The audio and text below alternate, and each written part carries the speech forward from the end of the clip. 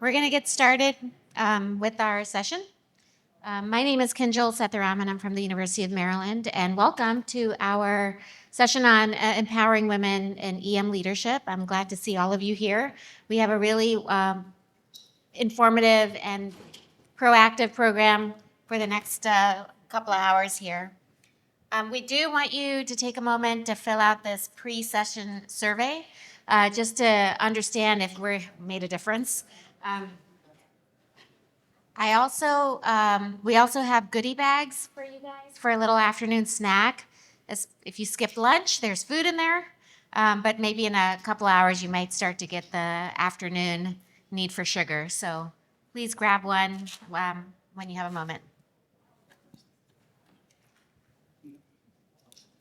We don't have any disclosures related to these topics that we're going to discuss. We do have a powerhouse of speakers. Our topics are going to be communication, conflict management, and then negotiation and operations. We're from all over the country. I'm so sorry to interrupt, but the QR code takes me to a Qualtrics about large language models. That's the one. Correct. Yes. Keep on going, we'll take you through the 4 domains that we're talking about. Wonderful. I just wanted to make sure that I was doing the wrong thing. Thank you. Yes. Oh, sorry. There you go. So like I was saying, we have people from all over the country. Everyone comes with a decent amount of leadership experience, as well as learning from our own careers that we want to bring to all of you. We did a session last year, which was a didactic, and the room was completely packed, and we ran out of time, which is why we decided to do it as a pre-conference this year, to give people more time to learn from the learn the different topics and have a chance to sort of present their career and what they want to work on. Everyone good? Okay. Our objectives are pretty straightforward. We're going to talk about communication and learn the nuances of communication, especially with specifically for women leaders. We're going to talk about conflict management, especially in areas that are really kind of sticky in the emergency department. We're going to talk about different concepts around negotiation. Some you may have heard of, some you may have not. And then finally, we're going to bring it all together in operational, sort of applying all of these things under operations. And that also includes navigating kind of large institutions that we're all a part of. Our format, everyone's going to get a chance to do everything, is the format. We're going to have didactics, and then we're going to split up into a group for communications and conflict management, and then a short break, and then we're going to switch. And we're going to then rinse and repeat after a short break, where we talk about negotiation and operations. You'll have a chance to be in all 4 groups, so make sure you're present in the discussion for each of these individual group sessions. And then we're going to wrap it up at the end, and hopefully not only will you have learned things, but have made friends, and like all of us became friends over time because of SAEM and also because of AWAEM, who has sponsored this particular pre-conference. So welcome. I think that's okay. Sharon, all yours. Thank you. Hi, everybody. I think I got to go around the room, and we have a lot of people from New York to Arkansas to Bhutan. So really excited to speak with all of you today. I'm going to talk a little bit about communications. And here are our objectives. I'm just going to describe some common communication challenges. We're going to talk about personal patterns in communication.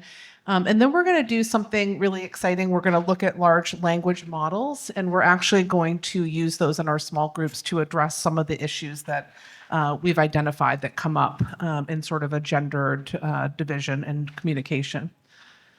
So what is communication? Really just the basics of communication are it's a message between a sender and a receiver. Okay, and not everything's a conversation one-on-one, so we want to be really mindful of this.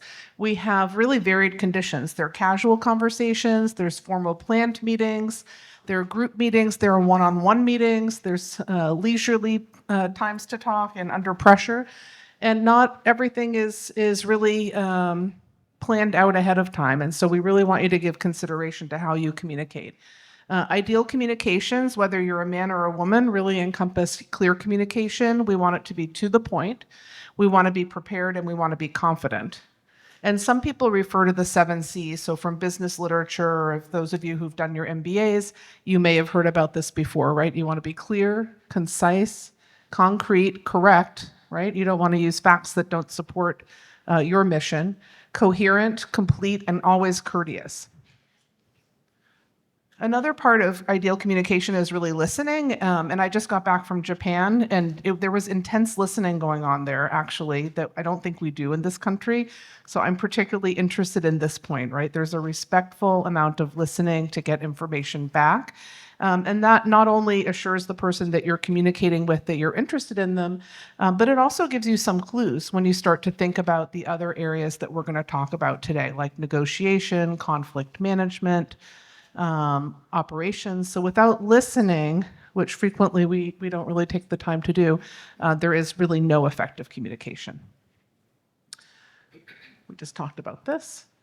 So one thing we talk a lot about with women and gendered communications is something called the double bind. And I just wanted to mention this concept as we go forward so you can think about some of the challenges that we face as women, or maybe men that are listening, negotiating and discussing things with women. And the double bind is really that any choice you make goes against you in some way. It penalizes you in some way.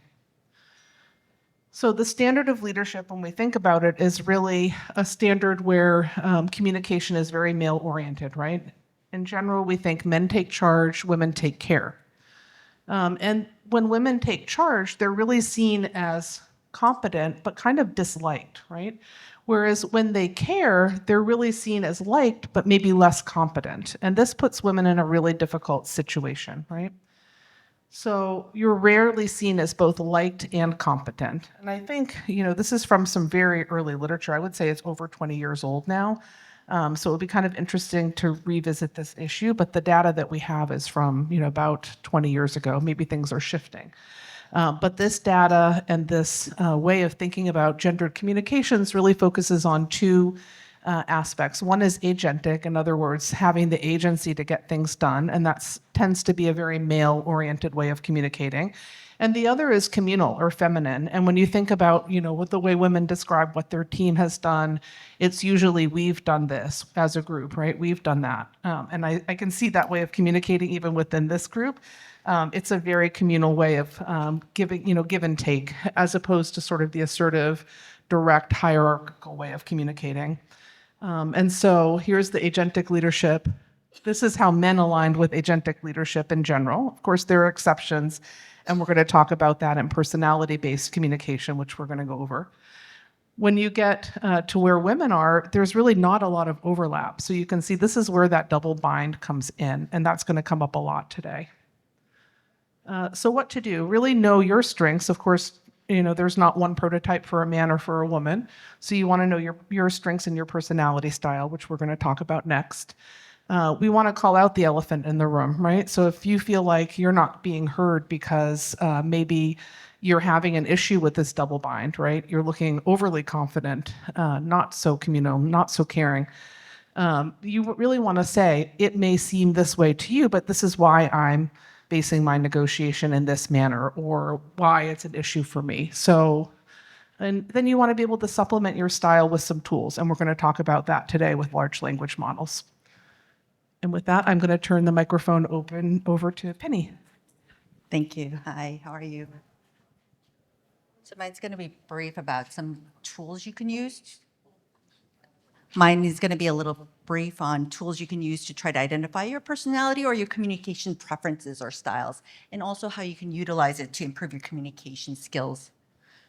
You might have heard of Dan Goleman, who has written a lot of books about EQ, and some people have said this is a soft skill that if you really have a strengthened EQ, it might even help you advance better and be more an effective communicator. Some things about emotional intelligence, if you deconstruct it, it's really comes down to self-awareness, self-regulation, motivation, empathy/compassion, and your social skills. And so if you feel like you want to improve your communication skills and then deconstruct it, try to figure out where your strengths lie. Where are your gaps? What do you want to learn more about or practice deliberately to improve communication skills or improve your emotional intelligence? So this is my deconstructed one. Some studies have mentioned that motivation may separate those who really are successful, especially women. This may be the resilience pod, or I hate that word, to be honest, but this is where, what is your motivation to succeed? This really is the driver for success in your professionalism. So if you feel like burned out or feel like you have lack of motivation, you might want to dig deeper into this little subset of emotional intelligence. How many have done the DISC profile? The DISC? The little I is more like a branding thing. But how many Ds are in here? Ds, for those of you who've done it. How many Is? How many S's? And how many C's? And so I'm a DI or a ID. Sometimes I swap, and a lot of people who know me go, yeah, obvious. But this is more a communications preference. It doesn't mean that you are more dominant or like an extroverted or more steadiness or conscious. It just means that's more easier for you, or it might be a preference. But honestly, all of us are all of the 4 categories. So there are training programs. I became a DISC trainer, a facilitator, and so have done executive or leadership retreats using this, or divisions to try to see how to improve communication styles.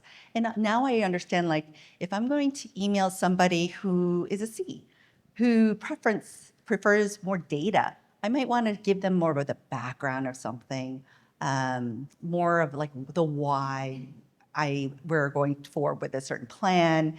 And then if somebody's a D, doesn't have that much time, just wants to get action items, get to the point with your email. The first line is your bottom line. And so you might want to be more impactful with your communication with knowing who has a preference for which communication style.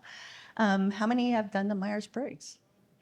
I love these personality tests because sometimes they're right, sometimes they're wrong. I'm trying to fake them, see like if I change the answers, but really it's vetted. It just shows you what your preferences are, and there's no right or wrong, but these also help identify some of those little subcategories within emotional intelligence. So these are other resources, tools. Something you might want to try in your small group might be like a Johari, Johari, where you can kind of get feedback and see where your gaps and strengths are. So just to break it down even further, self-management skills might be the first 3 of self-awareness, self-regulation, motivation, and relational skills more in the empathy and social skills. So I'm going to pass this on to my colleague, Hannah.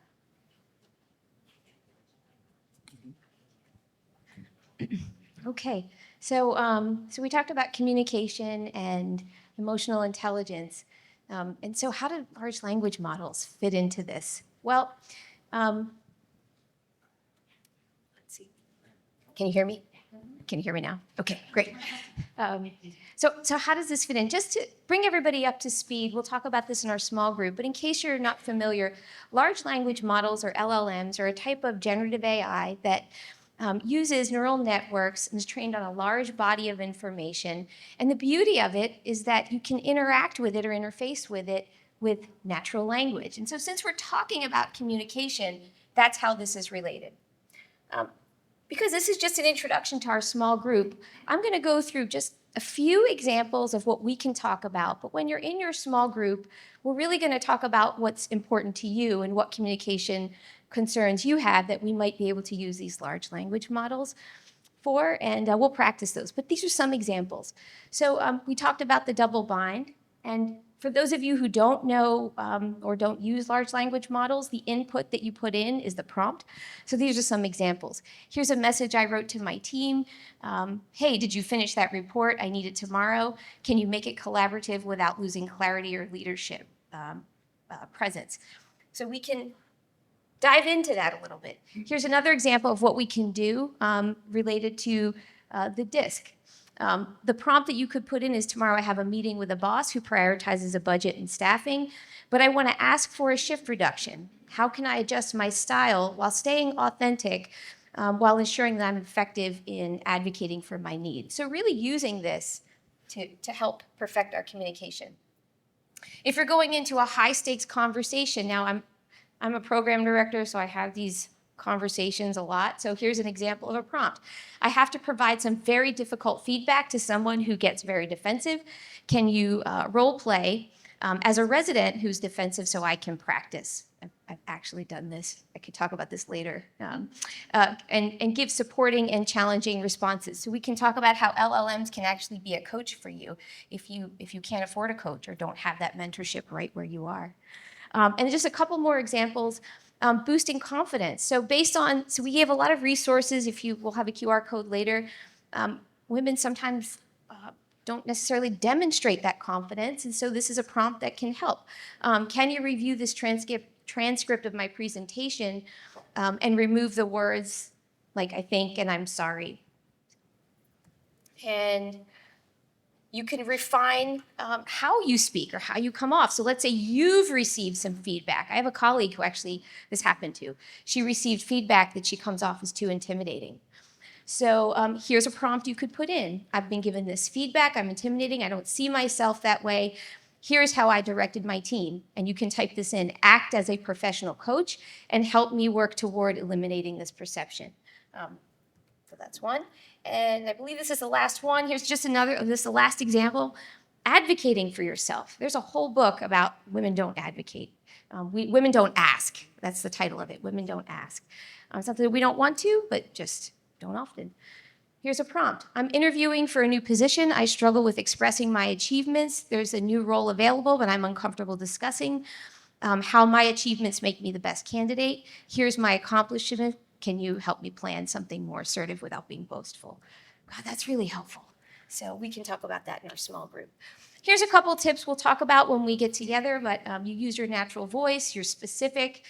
I would treat an LLM like your intern. Be very specific and know what you want to get out of them. And then you obviously have to revise and reiterate. So that's the overview. And now I'm going to hand it off to my colleagues for leadership and conflict management. Thank you. All right, good afternoon, everyone. We are your conflict management team, Judy, myself, Nikki, and Neha right here. So we're going to lead off with some tips and talking about conflict. Talk about how gender plays into conflict, and we've talked about the double bind a lot. That plays in a lot in conflict management, being female or male. Talk about some tools, and then also how we can use AI to help us overcome and be better prepared for conflict. So why does conflict matter? Well, it is a key skill of any leader. If you have any leadership role, even not at work, but in your household, you know conflict happens all the time. It is inevitable. And how we handle it differs a lot.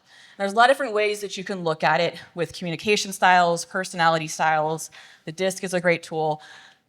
Thomas Kilmann came up with a conflict model of how people generally can deal with conflict in different manners. And he put it on a scale using assertiveness and cooperative as more assertive on the top, less assertive on the bottom, more cooperative on the right, less cooperative on the left.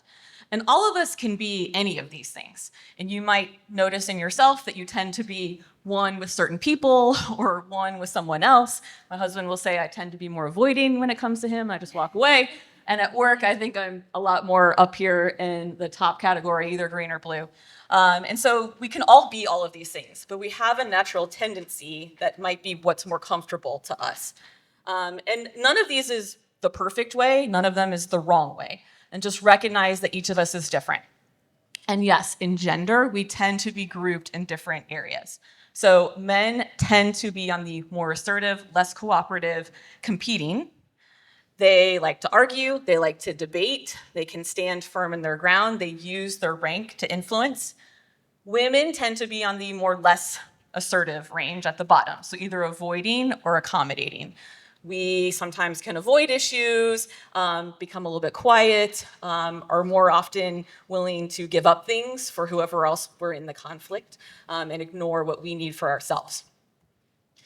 And so the key thing is to be aware. As we talked about with communication, just be aware of yourself and what your tendencies are. So get to know yourself, but also get to know your team and your colleagues. Just like the DISC, you can kind of analyze your team and recognize who might tend towards different types of conflict styles, because they're all going to be useful. And if you're working with someone who you don't know, use some of the gender norms to try to guess what might be their preference. Because every conflict may need different aspects, and depending on who you're dealing with, you might want to use someone from your team knowing what the other person's style and preference might be. And recognize that in high-stakes situations, everyone tends to either become really quiet or really loud and potentially verbally violent. And again, us as women are generally expected to just kind of be nice and just kind of facilitate. And if we become assertive, we get into the double bind that we mentioned and get backlash, and tend to have to kind of bear the emotional feelings that are very common when we deal with conflict. That again is inevitable, but there can be a bright side to it. My name is Judy Linden. I'm the Executive Vice Chair at Boston Medical Center, and really happy to see all the people in this room. So as we talked about from the other speakers, women often incur the additional gendered expectations of how they're expected to behave during a specific negotiation, a conflict, or difficult conversation. But the goal of conflict or difficult conversation is to turn this into a productive and a positive outcome. One of the reasons why we avoid these conversations, and I am certainly guilty of having done this in the past, is that we fear that there'll be a negative outcome, that whatever comes out of this will threaten our sense of our leadership or our reputation or our ability to get along with others. But I would submit that the consequences of not having this conversation are even worse. And you could look at this in your personal life, in your professional life, but not having this conversation actually sets you up for a much worse outcome. So what's the anatomy of a difficult conversation? If we're talking, we all have the same point of view, that's not a difficult conversation. But if there are one or more parties who have different stories and different perspectives, perhaps feeling very strong about their different perspectives, and these different perspectives bring feelings or emotions that have the ability to enter and hijack the ability to have a rational discussion. So it's really important to acknowledge and manage these emotions, both in yourself and recognizing them in other people. And finally, the outcome of this conversation, or the process of the conversation, has the possibility of affecting you, your sense of self or your sense of leadership capability. So you have to manage these conversations. And as in anything, preparation is power. And the less comfortable you feel with these conversations, the more you really need to do and have that preparation. So early on in my career, I would prepare and prepare and prepare and over-prepare. And now I just prepare and prepare. So preparing has multiple different aspects, and the first is you need to know, what outcome are you seeking? So you need to do your own research. And who's your audience? Are you meeting with the chief of trauma surgery who wants to talk about the trauma room, or are you meeting with a resident who perhaps had a not so positive interaction? And you need to anticipate triggers and resistance. And you can't do this 100%, but to the extent that you can do your research, do your homework, and know that. So that would include gathering facts and anticipate resistance. Why does the chief of trauma surgery want to meet with me? Never meet with somebody without asking what the topic is and do I need any prep? How do I need to prepare? That will help you in terms of gathering your facts and anticipating resistance. And then finally, practice, practice, practice. So you can practice scripts, and soon certain scripts will feel authentic and certain will feel less authentic. But things like, help me to understand. The one I like is, I'm curious as to why you think that, because I think curiosity has a less judgmental tone. But you'll find your own scripts that you like. There are some tools that you can use. Here are 3 of them. I don't have enough time to go into them, but they come from the book called Crucial Conversations by Carrie Patterson and her group, and we have a QR code that will help explain these. The model that I like is the SBI model. I use the SBIR model. The R is on the next slide. But the first thing is it's important to make it safe, set up ground rules. And this is true in your personal life, in your professional life, and it depends on whether you're managing up or whether you're managing down. So if you're meeting with a resident, that might look like, listen, I want you to know that this conversation is confidential. And if it's true, this will not be added to your record. If it's not true, obviously don't say it. Start with the situation. So the situations are the fact. What happened? So with the resident, let's talk about what happened in the trauma room when you were intubating our patient. The second thing is the behavior. So what are the specific observable behavior? Not your judgments, but what happened. So when the nurse questioned your dose of the ketamine, I noticed that you said, give me the ketamine, we'll talk about it later. And then finally, the impact. What's the impact? And describe what you thought or felt in reaction to their behavior. So I'm concerned that this might impact the safety of the team, and now people will be less likely to speak up. And then finally, the R, what's the result of this conflict? What do you want to happen? Never let a conversation end without closing it out. And describe what you would like to happen or what's going to change, or at least have a pathway toward deciding that if you can't come up with the answer.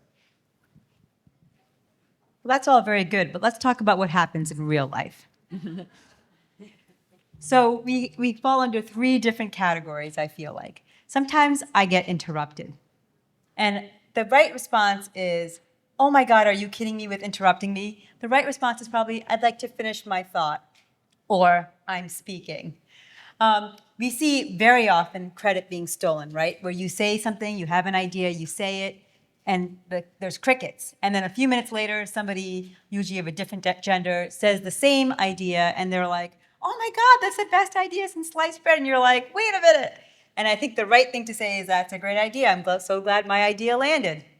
And then there's always the dismissed, where you make a comment, there's crickets, and then people just move on. And you're like, well, let me go back to my earlier point. So how can AI help in conflict management? So we think about communication in different platforms, right? It's in the moment, there's email, there's prepping for a meeting, and AI can help you with quite a few of these things. But what you'd have to get into is prompt engineering. It's all about creating the perfect prompt. My favorite is ChatGPT, the perfect prompt for Chatty G, as I like to call her.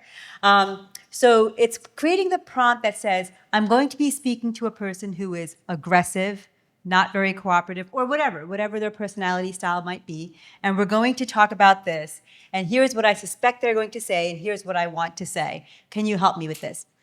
You can ask AI to, when you receive an email, or if you have like a recorded, like a voicemail, you can ask AI to look at your tone, look at the tone that you're receiving, and look at your tone in output. You can ask for neutral language options or suggestions, and you can really rehearse difficult conversations. And I want you to take this with you when you leave. If you know you're going to have a difficult conversation with your chair, with your colleague, with a resident, with somebody that reports to you, you can really rehearse these difficult conversations. And then, of course, you can track and identify communication patterns over time, and you can ask ChatGPT or whatever your AI model of choice is to track these patterns. This is especially great, of course, for written communication because you have the time to go through this. But when you have a planned meeting, I really want you to try to incorporate some AI into your communication. So conflict is not a failure, right? If you know you're going to be entering a conversation that's got full of conflict, it's your moment to shine, actually. Preparation and curiosity will lead to a productive dialogue. Not judgment, it's got to be curiosity. Gender dynamics are real and can be navigated, and I encourage you to use AI to help you, and that should be your new rehearsal partner. So we're going to break out now into little groups. Do you want to talk? Okay, so we're going to have communications cases, and we're going to have conflict management cases. So we have both here, and then you'll see the QR codes with the cases there, or you could look at the cases up top. And I want you to really work through this and use your AI platform of choice, ChatGPT, for example, and see what you can do to help work through these cases. Is there anything else I should say? Yeah, and the the tools that we mentioned for conflict management, that gets you a QR code that explains a lot of them, to have those in front of you. We'll pick, what, 2 tables to group at, and then halfway through we'll swap. So you'll get a chance to talk with both teams about specific examples and coach through things that have worked well or things that we all have messed up before. That makes sense? So what we're gonna do is have you guys split up into 2 groups. So this is not a passive and absorb, it's a active and talk. So you're gonna get to see both groups. So if you just pick like 2 tables on this side and 2 tables on this side, and then we'll come around with communications and conflict management. And if you didn't get a goodie bag, raise your hand and we'll grab one for you. Also, before, I know there were some people that came in a little bit after we started, so I'm going back to the pre-survey. Sorry. Now you get to see it all over again. To review. Okay. This is a pre-session survey. So if you haven't already done it, please go ahead and finish, do that, even though now you have some of the information. It's okay. It's okay. It's still pre. We're not done. Okay. And then this is the format for those who came in after this point in the introduction. So we're going to do sessions on those 2 topics right now, conflict management and communication.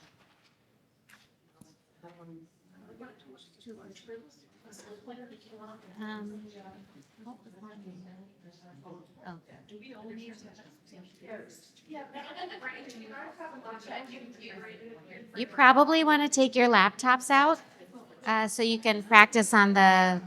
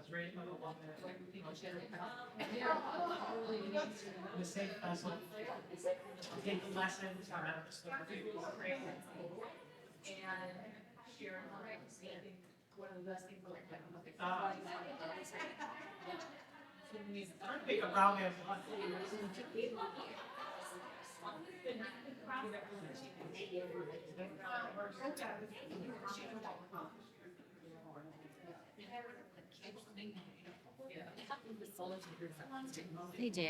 And I just don't like that I can't control, like I have to go through all the slides. There's got to be a way, right? Maybe it's. Okay.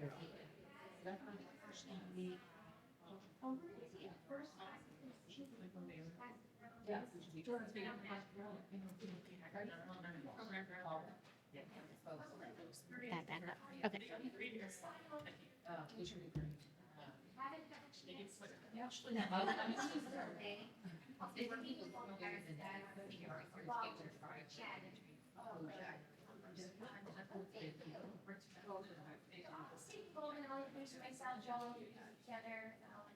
And then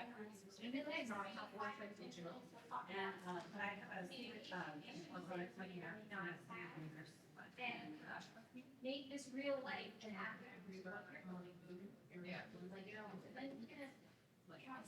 Yeah, there is no negative operations unless you want to do. How many people already do that? All the branch.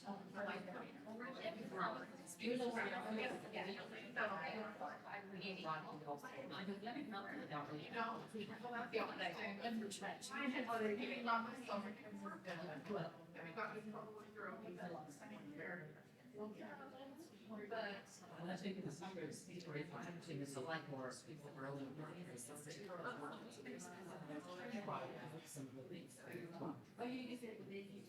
So there's an AI assistant that's to address problems. And it's very good just to transcribe some of them out of either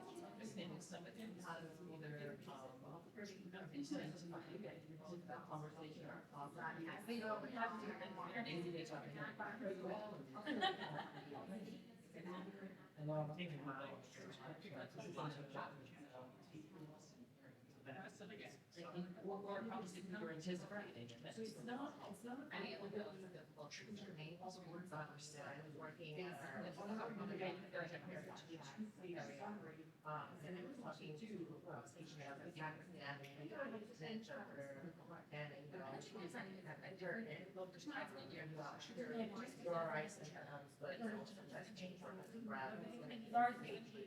and there's a conversation, I kind of saw like the form of like one of our texts there, and I told her that she was patient.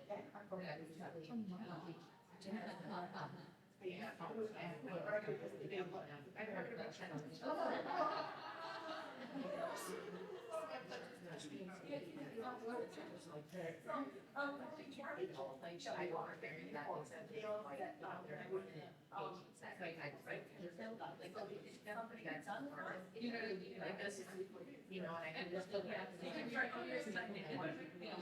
but you know, when I just like there's how much I gotta start thinking like why, you know, because you guys like and I was like, why would you think I would like very like when I thought that well, why don't you think I like that's crazy that way. And I was like, well, I was going for education and then well, you know, I and then they were like, we should get insurance. So we got insurance, and it was insurance, like me and you. They started everything. Well, she said like the patient's the most important, and then after that, the doctors. They're the most important. I said, I said, me and you, like me and the team. You know, and then I had to like, we were able to recover it. I was a former CNA myself. So I was like, I don't know about your job, I used to do your job. So like, I found myself when I did it, that was one thing. And then there was a cultural connection, and I think like, I kind of recover it, you know. It was a woman, yeah. Yeah, and she said something that was like actually very good. She kind of said like, you know, in my culture, we respect each other lives, you know, so it's almost like I respect her title, why don't we respect my title? But I didn't see that perspective. So thank you.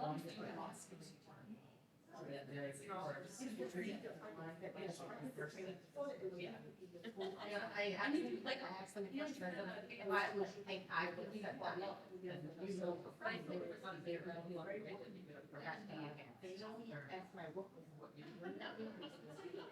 I have a hard time untangling it, you know, because for me, it's like when you start to talk to me, I already understood the substance of like what the person was saying is like, I'm more than the way you described it. So like, it wasn't that was the issue, it was just like, I also wanted to understand the lack of malice, you know, and, you know, I don't know. So hard to I like to use the word curious, because it tends to be less threatening. So how would you use that approach?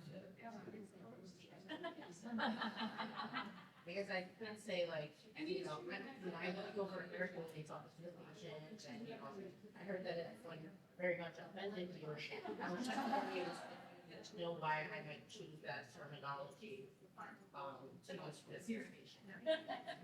So So you did the word curious. Number one is like spin in. Like, I want to give her a question. Yeah. Why would you? It's a very direct thing. I'm very direct. I told you, but not. Like. Oh, such.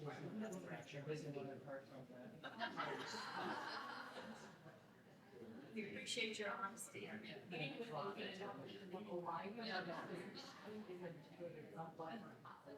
they kind of got into the situation with how she was feeling, and you have to mess it up. Like starting off with how did that make you feel? Or it did not stay there. Could have started taking some of your better way. You know, where'd you go? What did I say? Oh, you yeah. Actually, he said no. And you didn't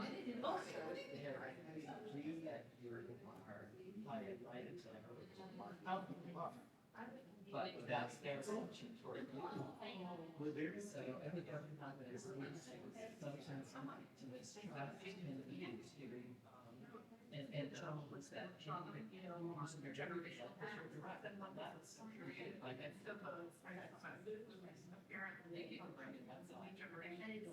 Very aggressive. But it period in my husband is something that none of us has thought about, so even something like that, I think what they might see that, like, where's your project period, they might be like, whoa.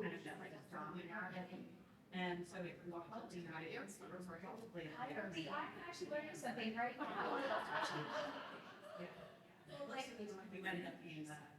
Yeah. Yeah. And also they. That's okay.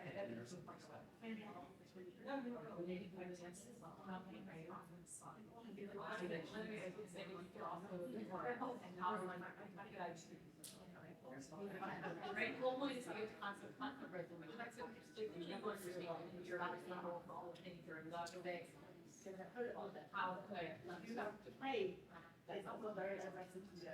Yeah, they make. And it says, okay, right, and I think it's like the same thing. He absolutely came home by me.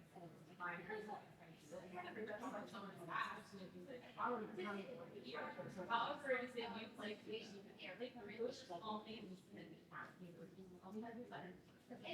get to that. And that actually strikes your relationship. Because now you want to get on and get more. And I very able to discuss. And so the next time, what will happen on the wall goes like making sure that colleagues, and it's one of the changes everywhere is that there's things all resting on their mind. We're not really really your relationship as well.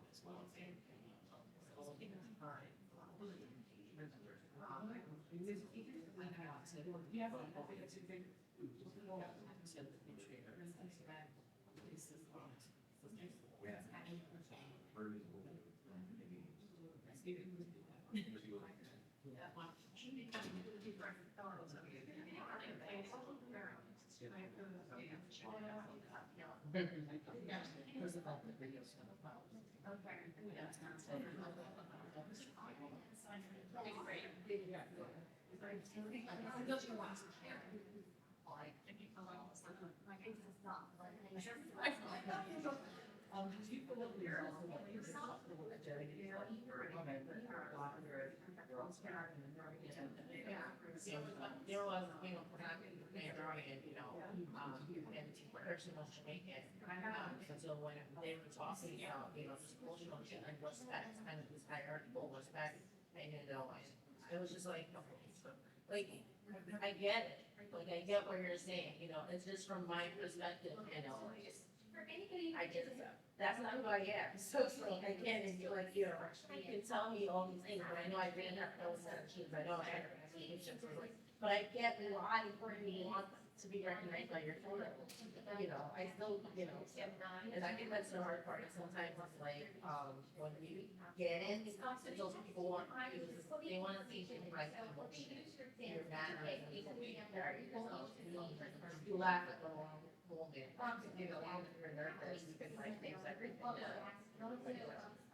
think that's acknowledging when they mention respect is very important.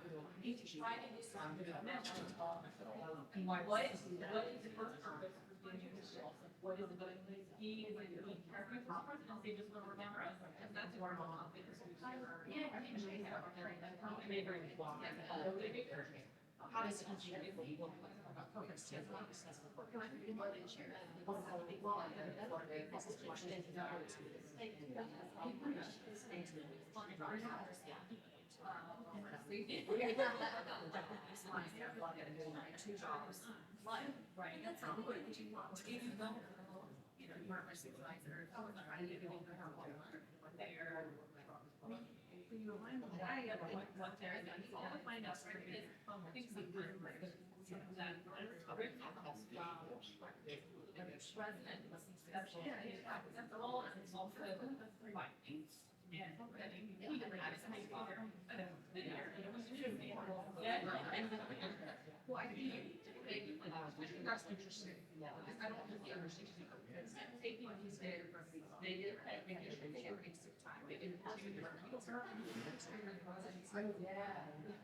maybe that's a big difference. Part of it is yes, like the original, like understanding that like I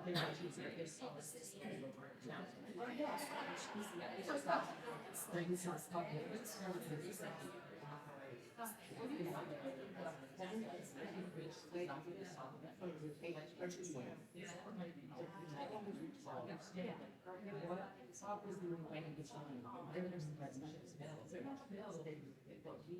they are essentials that we're struggling to fill. And so it's I'm sorry about that. Choose not to do that. No, especially because about nobody has really against him, nobody saying not his position. I have no judgment. No rebuttal. And he's very good.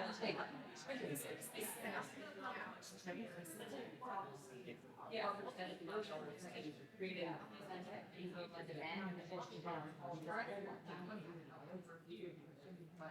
And then mine, they lied. I think even in this morning, and then she was a little bit of right, like, I mean, when people, she said, my boyfriend, you sure? And it was really someone understand that they were just like, no,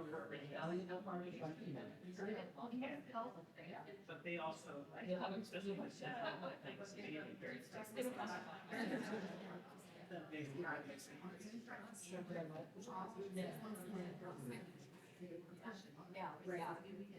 That's so that's the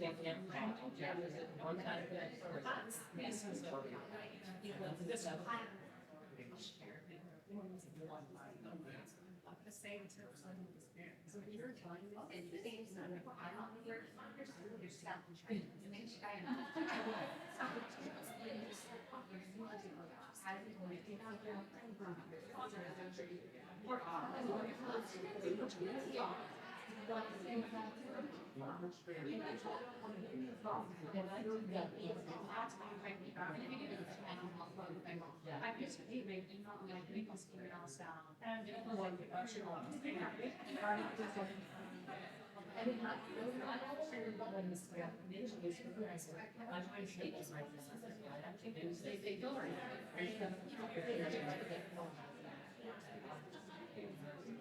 And I actually had a conversation with this on the day, but I think the residents were resistant to input or bring this up.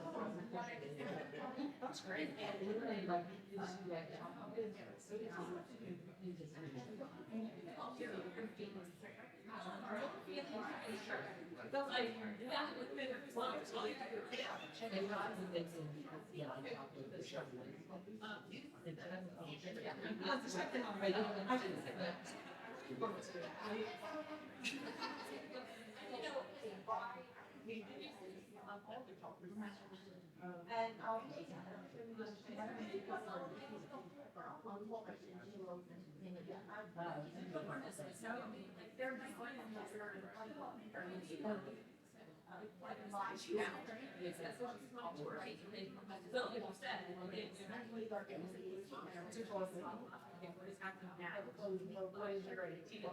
and how do we look? That's exactly. She never was the whole thing once it. And so we're sharing like, okay, I just want to get for acre, like what would be your reference? I mean, so I like them if you're being there, so right? It's always anything that happens, like, right? You could get something, you just want to have your and hey, I'm sure it's your then for sure, I'm right, within the lunch. You know, I like sometimes when I'm doing So it was recently,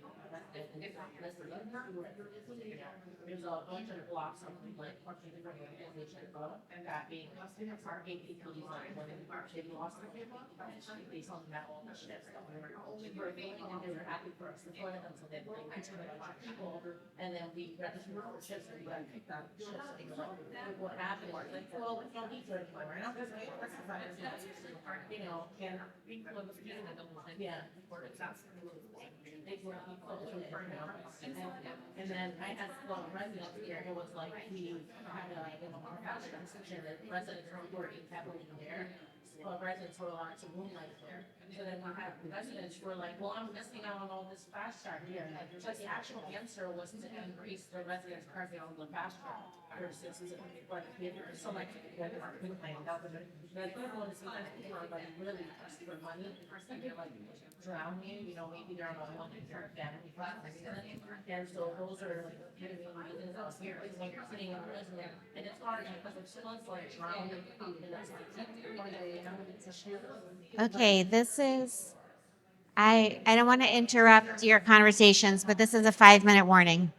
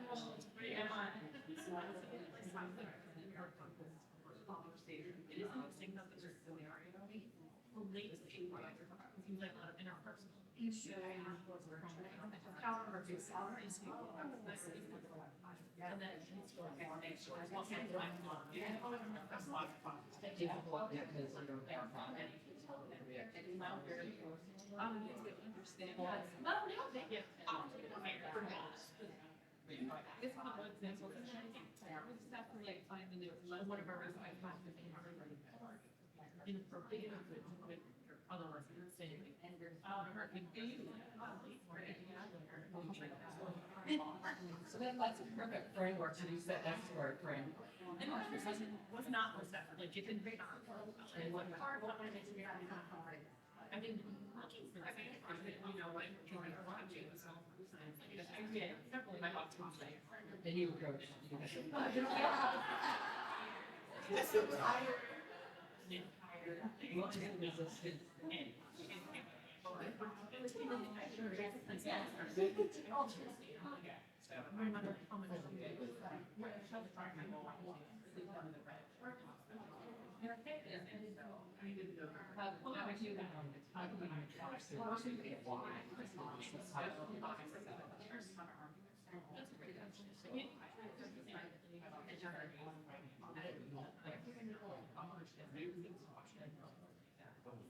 very hard conversation to have. I think we should protect people and why that adds to it because why they say that like you like but you know you want to and just like that.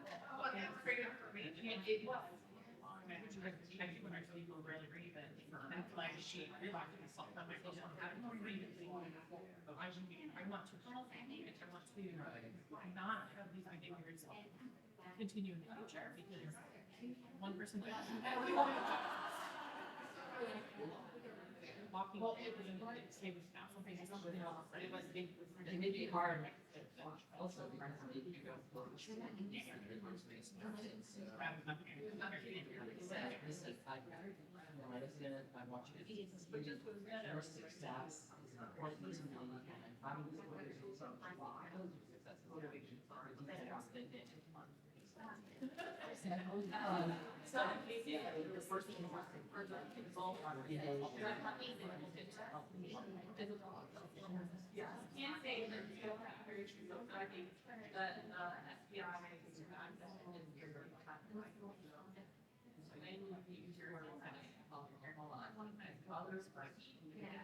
The perception is good. It takes the something you're perceived as, but people are telling you as like professional, legal, and then still have how you want that. I think that's the key. A lot of us get over it. Because we assume they want to professional, but give them a chance to say like, how do you want our team friends over?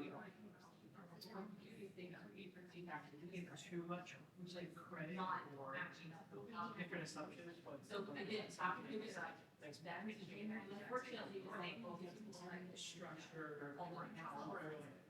Clearly are. So you have to make it about problems. And the other thing, Jack, well, your kid didn't say. But like, I'm playing someone else's game. You want. It's an incredible. That's all it is. I'm thinking about it. Even I didn't say that, or didn't. I'm saying here. And then residents in basic credits. Make it so this conversation. Yeah.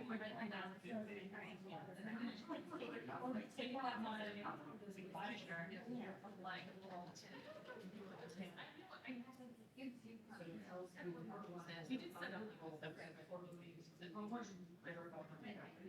think part of the that I think one of the research that people like is like how much structure, because the person has to actually admit that those events occurred, and that's the start, and then that's when you deal with like a lot of that change. Because at least it's like you said it, you should say it in that tone. You use that thoughts of like, okay, we did this all that, but are you admitting that you were present and was said, and then trying to get into like, are I still saying that? So I'm gonna write it when I ask how you said it or explained it, but that makes sense. Different ones. I want to, yes, that's what I'm using. What's the better, but that's been because of the flexibility, because it's living on the right. So you should say, yes, sure, yeah. It's our students that actually a lot of these like. So why are you? It's like it's now. That is part of it. I never like it. I was a chair. My first year is yeah, practice.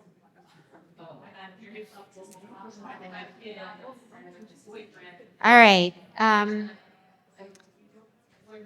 You guys are more than welcome to continue your conversations, but we're going to take a 20-minute break, or you can keep talking.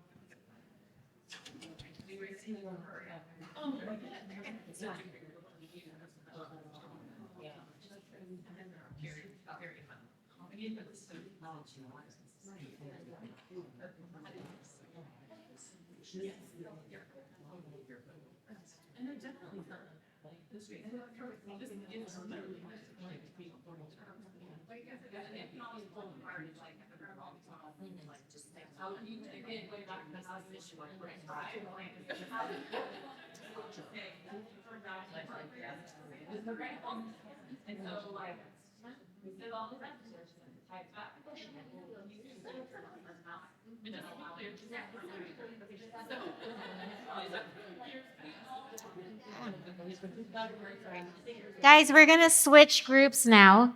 So the facilitators will move tables. Yeah. Sorry, I screwed that up. Yeah.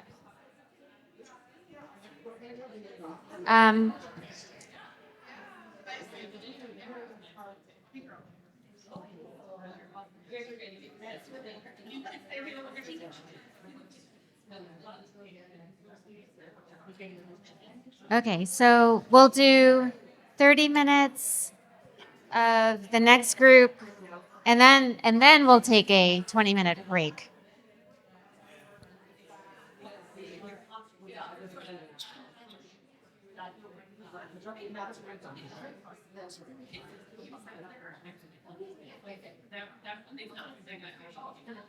Not very outside of the.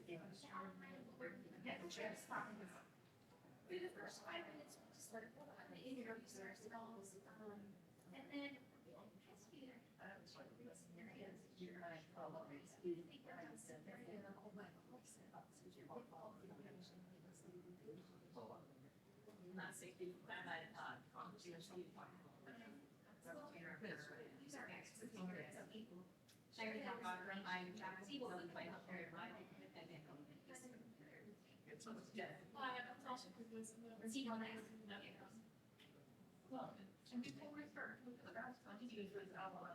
we're hoping that everyone shares that we have a lot of interactive lectures. We talk about recent interactions we've had, conflict, articles in the right develop. We wanted to wish they got better, tools of advice, shared misery, hopefully you can prepare for one that you're going to be, you can remember the meeting on your calendar in the next couple of weeks. I mean, all animals, feedback, or conflict, and shared lessons.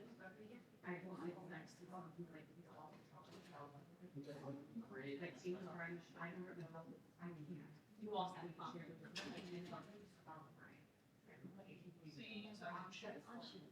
Wow. I know it's why I'm home. Oh, wow, right?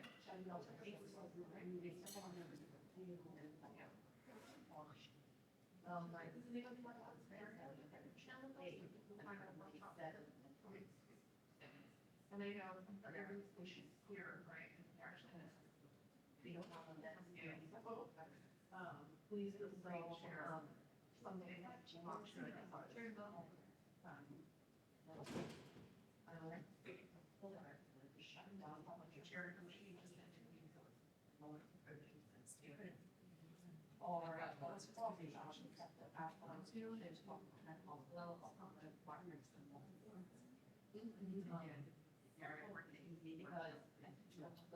Anybody want to push?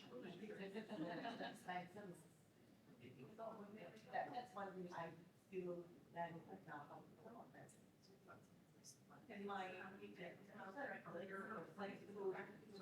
my gosh, like on Broadway. I don't know. I'm in Columbia, so here's all that paper. So here's this. What's wrong? I would love a lot of first that might come with it. So that's kind of weird negotiation. There you go. There's a lot of shit. What do you intend to be? You don't have to do it. You say. Well, our president immediately go to okay, fine. Or what's going to be his biggest meeting now? On a force like that.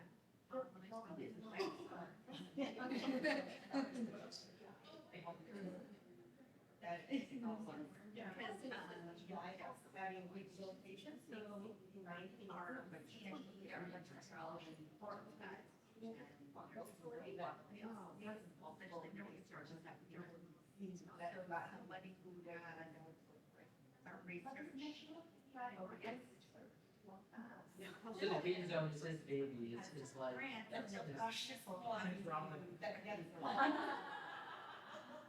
Yeah, so definitely I thought it was like, yeah, I know, that's, I don't want to volunteer my life. This is, so the other thing that I might go around is, for example, one, people are. A resource. Education is, and they got, I kind of, you know, my men followed my opinion and go leave, go off days, go by myself, they're real. He's kind of on right now, right? And so you're gonna now have. Maybe, how could you reframe, I hear you sort of, I think you're speaking of. I imagine more here. A lot of emotions now, and flooded thoughts for this person. You're not getting it. How could you reframe your ask instead of saying, can I become certain? What could you, how could you reframe your in a more open, question, not as sort of much, sure. How do you negotiate that here?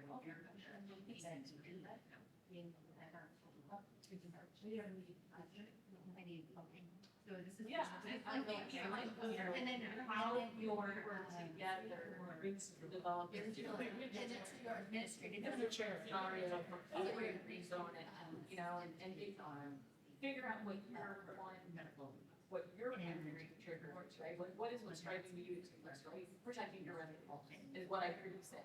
And also, I bet there's president rules, like, I'm in RM being data, like, Yeah. is there any sort of data, like, we have the RSA, nobody would mandate it, it's where it works, it's like, there's still a national standard. This, not just you say, I don't want to overwork the benchmark, you say, I mean, this is what it's. So, This is what. our chair, we squad the same level. There's two, we have it, very two, one is, who has no desire to be the chair, so I don't even have. So, you'll do not make any decisions, how long do you while they are interviewing? The government, we all runs. And we're also taking a clip in here, so, we work your average, which is owned by. And then some of them are yeah, so. Yeah, so they, take your, this is not your, our contracts, really, many words are really. And so help him understand Now, also this is when I was thinking about our contracts, obviously we're like, yeah, you guys are also really great. So what do you want to do together? we got the Joe's email. Hey, we got a Joe's. Tell us what it's saying. Maybe he's not on your chair. Right.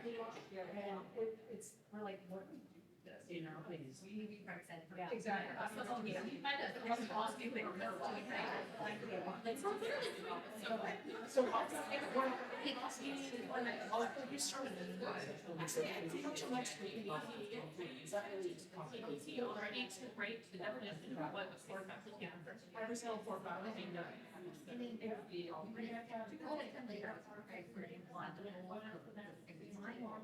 Well, I mean, we're gonna use the same time.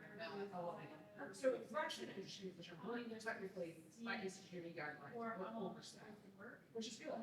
We have only one AP, we have two, we like one graphical AP, and we literally and we have a whole bunch of they must have here.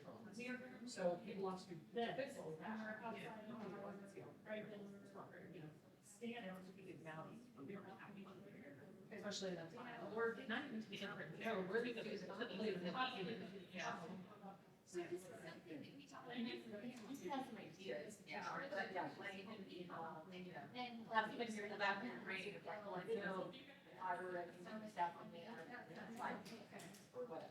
Or I go on whatever. I need to pay more attention. Or whatever. But then he might. Well, I mean, they also have an HCG residency there, so we're starting from scratch. So one of our goals is to succinctly describe what is it, what do they do, what are your names, they're all there. And what's implied. Like there's a floor, and it's fine. They don't have it. Yeah, it's a complicated relationship because they have residents, but you guys do the administrative purpose of the organizing, right? It's so confusing. It's legal and so confusing. Yes.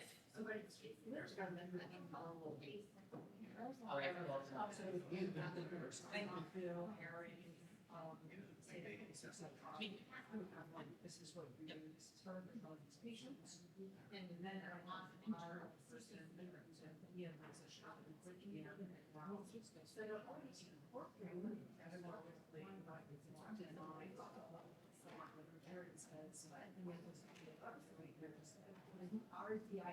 Right, exactly. If you're department. Yes, so we've been told the approach is that they don't know that. So I mean, I think it's, yeah, it's like, I think they need to educate it, I think they need to, like, just, right, that's line 4, I think, look more, yeah. If they want to be, you know, and then you like take it back and explain to them the value, just like, it's education about their process, right? And quality improvement, and all these things, so trying to relate it to, like, you know, they're non-negotiables.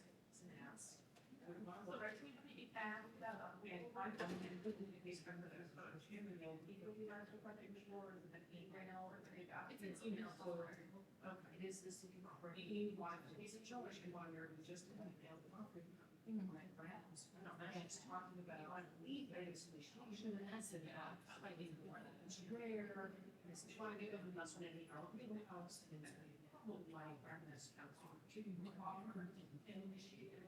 I think that's all. That's because I don't want to show up about very hard. You don't. But anyway, and how much funding does he have? How much staff? So trying to explain and maybe they're only their physiologists and trying to explain that I can't remember about the impact from a long-term practice care because his argument is the EM on her job is all 7, 8 days, 3 months. And the recovery switched to 4 years, we were on board with like that's it. And these $3, so and my opinion, it's easily since they're going to go back to cheating, that just pretty much the retire husband and you were. We need to do something because we get there to the Sunday mark by starting from. I guess if you think about, they're much more of those benefits from us, I mean, for which they hire. You know, that's their employee like one. So I think our team will all that. The residents can't do a lot of moving in to the hospital. Do a lot of right. Yeah. So Again, we're gonna see it's like, we did a great job of helping out back on the plan. Now there, we get all school, it's all the same.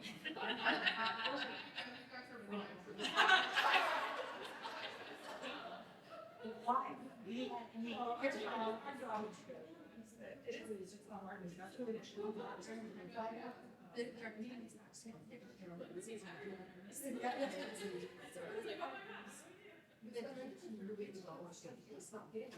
Yeah, it would be easier, you kind of make the chair, but all this circling. Right. No. Yeah, and as a before I think I was like, yeah. First of all, first you want to, come up with something else, but you need to kind of give him the respect and to show him that, yeah, something perspective, Gettysburg and this situation, but I agree with you, like, can you? And then I mean, if they tell me somebody Different situation, how do you do that? how it works in the emergency department, which is really very well documented, studied. They say that. I know I want their rights. I think I'd rather choose myself, although that makes me. No,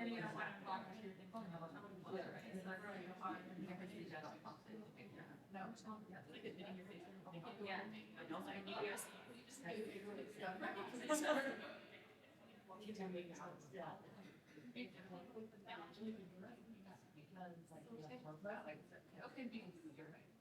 No, you're not. You have to find something. Yes. What do you think? Thinking about this, Myers Briggs, like how we, the data thing like works for some people, but not if they're not. Right. So yeah, what's her plan? They know they're great. They might have expert in inheritance. Yeah, I think that it's now.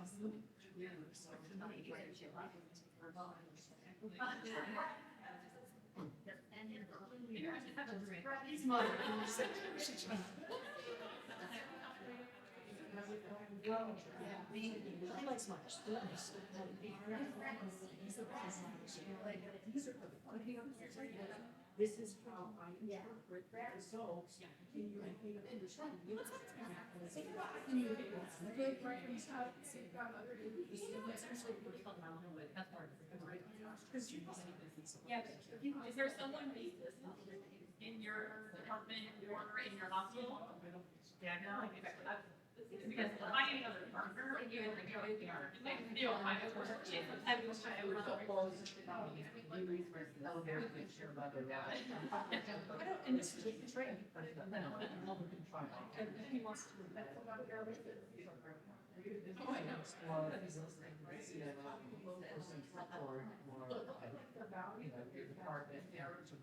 Yeah, it's like, it's after. Yeah. It's a job. It's a job. That's fine. And then It's actually good. And they make free like read letters so that you can think twice what you did. Kind of respond it. Like print out the. you're trying to do it. Yeah. All the things, right? This is, right? Like, this is not a, this is genius, you're small, this is really. You need them to, and then like, the mom is not about that, the mom is just. That is. What do you want? Yeah, what do you want? You need that kind of fun.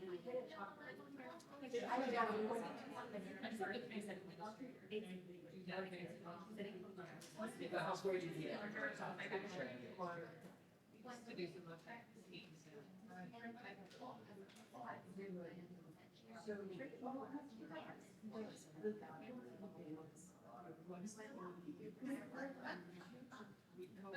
To place this restriction. Yeah.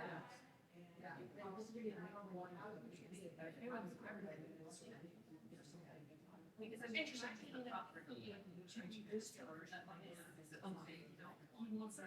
You don't ask him for direction, like, not just one of them, or getting the presentation, like, from patient items, but even like, those client areas, like, not just running, but more staff, because they're worried about this. It's like,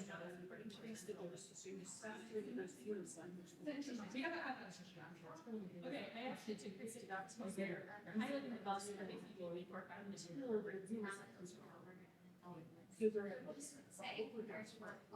It's settled.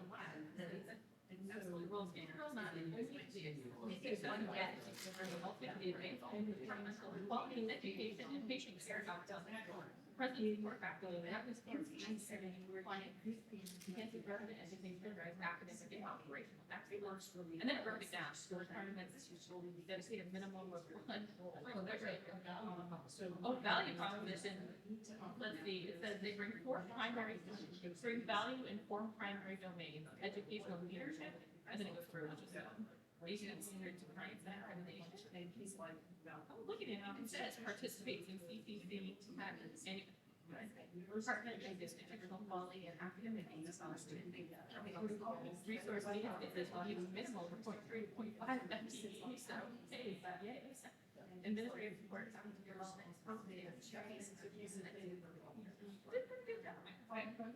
And then you could ask me on that thing that's going to be the flag or campaign and that for working news for mention like they have a mission and people want to be partners. I'm trying to help you. Like I said, I think when you get more people on your team, so it's not this and it's just sort of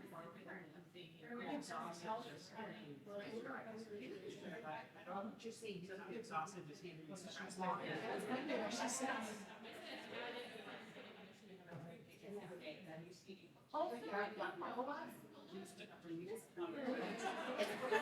Oh, this one, she's not big. Oh, and you're very following. Is it full of educational excellence? Why would you get to care from level one? A lot of commitment to delivering world-class care.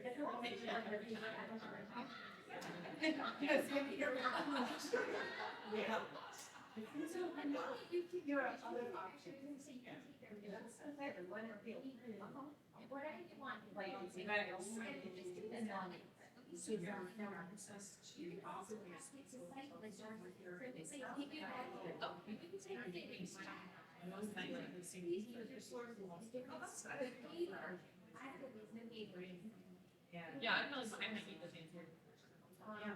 And then you can go back. And that's how it does. Oh, it's already. But they don't need us in their preference. They're waiting for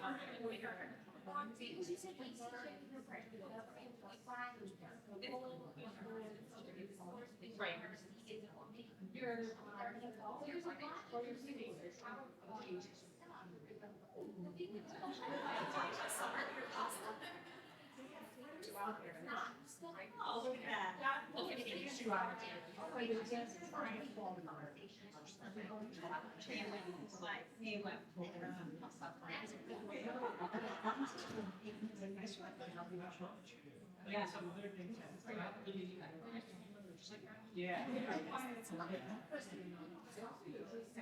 Yes, and you know, they all make nothing with them. It's like formatting.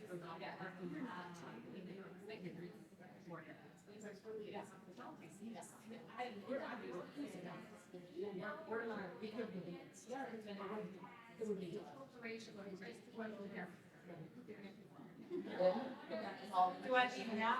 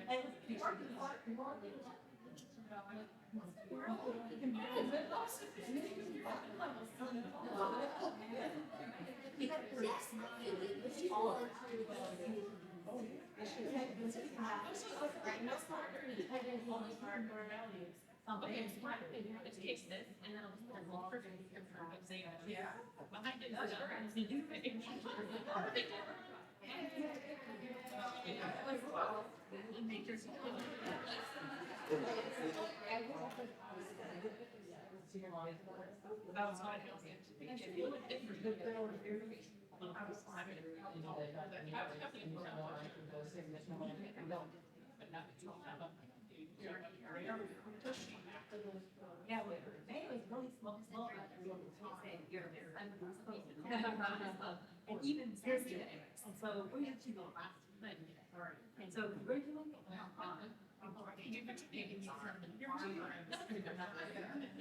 especially now, Please justify yourselves.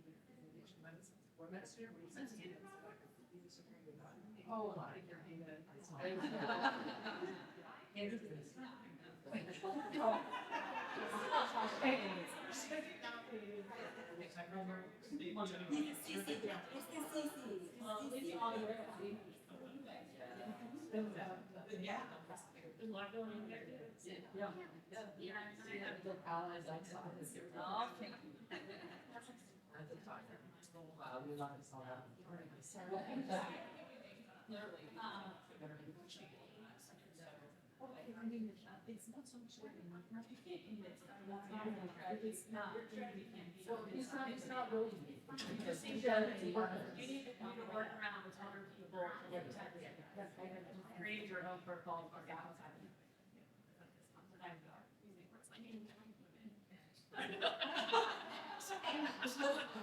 Those are the things that are in the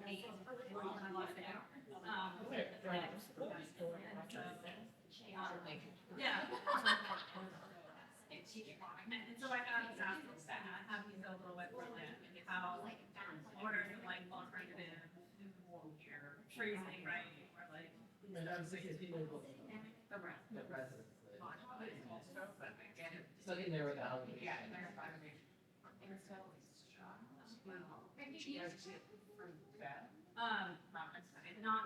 Not prior to the last minute. They say the same. I have not found it.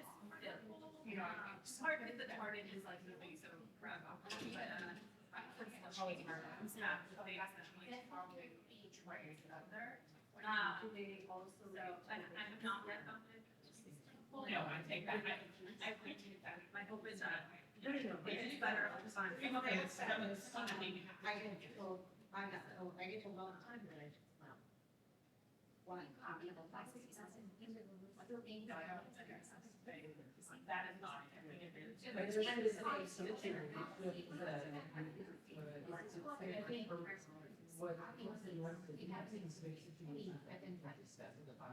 then you put it in the plastic. Here's what I find. Applying it for that. And then just take out the finger, I can find these ones. Yeah. And if it's and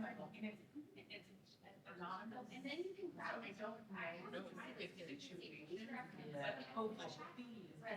And I get paid zero money. Nothing from this. But, you can share receipts. Chat. Reference this site. I don't know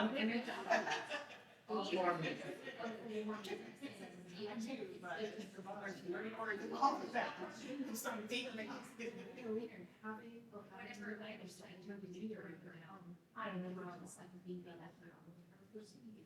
Well, that is part of the challenge, right, is that like, it is difficult to actually by, let's say,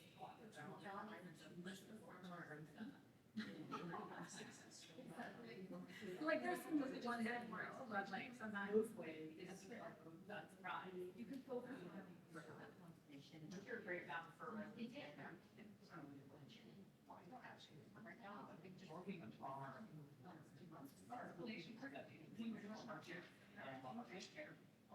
So there is not, you know, probably yeah, very no, it's not.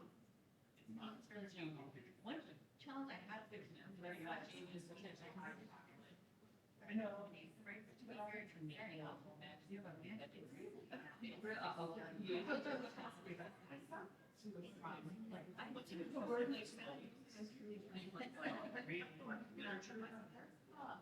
actually trying to think not only think trainings, like what is actually this area you don't get because I feel like just the same way our values and training, each training. That is fascinating.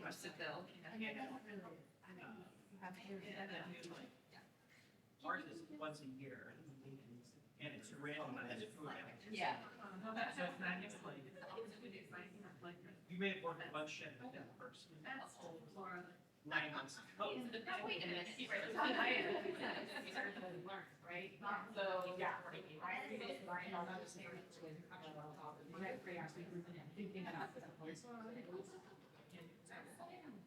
Part of where I was is there something in your evaluations that are anyone who actually tried that? Is there something you're asking? So relook at what that's like and more growth focused questions. I'm sure these are hard conversations. There might be, obviously, not spatially or you know, and someone learning, I didn't recognize when I the other doing there and stuff. And creating evaluations that allow for that. And you'll see something in created in the mention, you know, I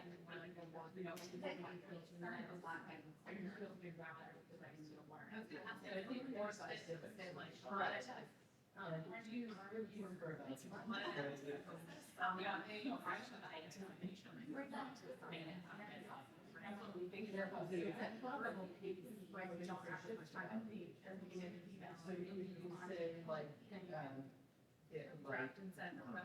I mean, that's your leaving out. Yeah, I was gonna say, like, do you guys see that? I know, but I was usually that, I go over these things, like, say, they're all the mediated terror of this, but also Lester Wright is not a lot of stuff, right? That's hard, but he used to do that. That's another one.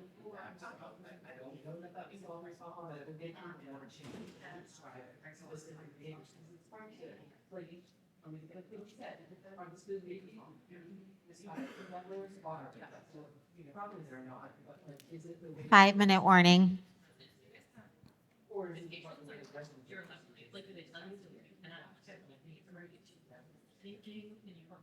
Like applications, that's what. I might have said something on there. I am fine. I mean, I saw her line where it's like, it's smaller to do that. Or like a presentation on. You guys are not. Like, what's your different feelings? You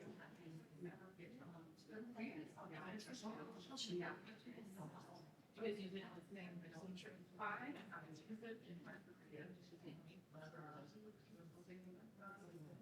But I know like you always see people about it. Yeah, what if you literally both up? I've done it. I've watched all of them. Yeah, but it's well, maybe it's like real time. Yeah.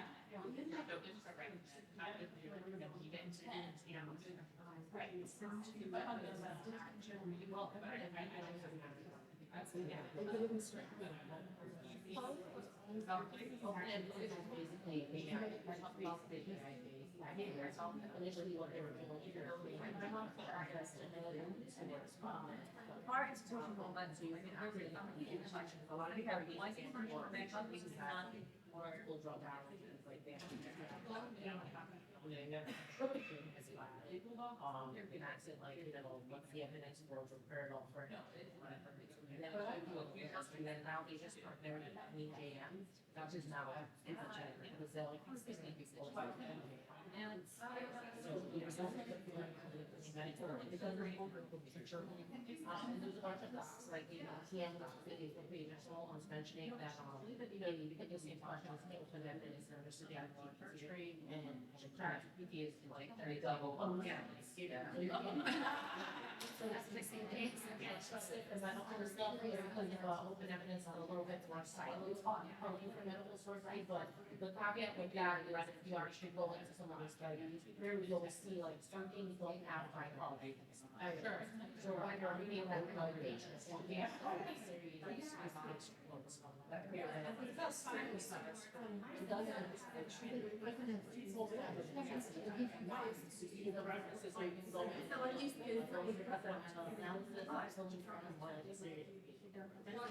They created like on the slide, put up real scenarios for our school in 20 years.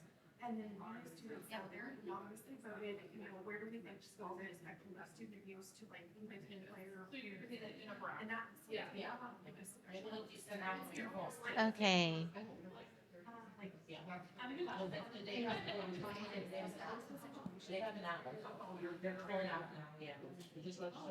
So you're more than welcome to continue your conversations, but we're going to take a 20-minute break and regroup at 3. But continue networking, talking.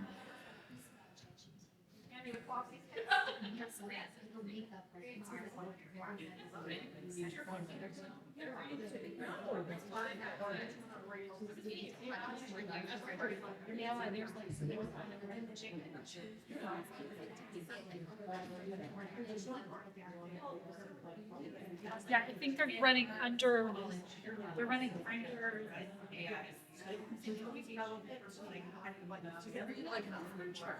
it also says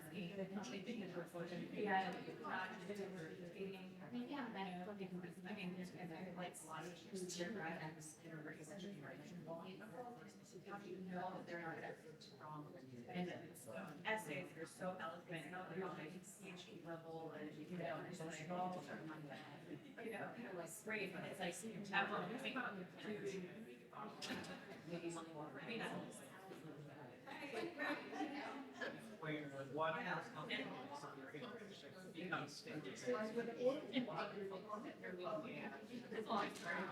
I really deserve it. Like, whether it's with like living interaction or like what's this? Because every Monday I used to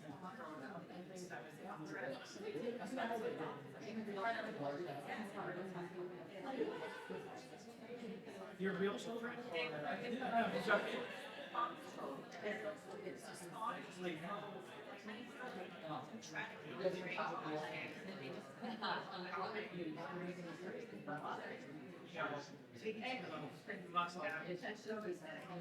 processing conversations before like small. But like,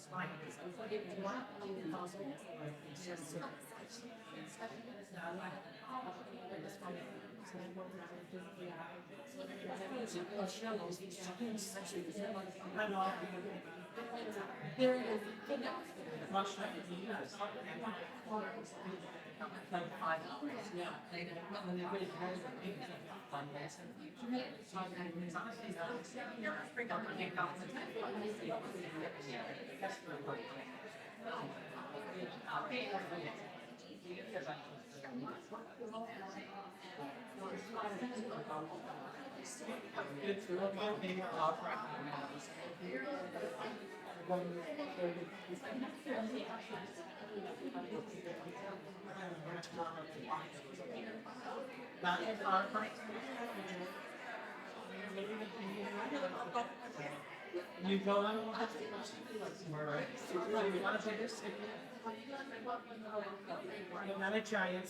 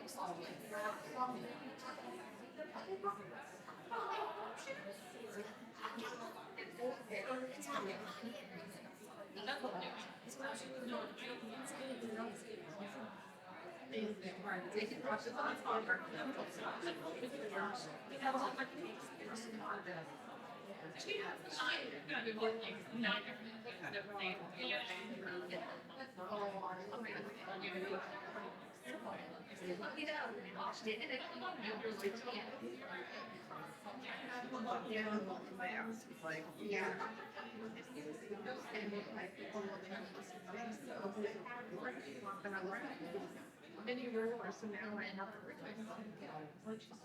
Yeah, because I always. Well, that's right. She did it. Usually not just.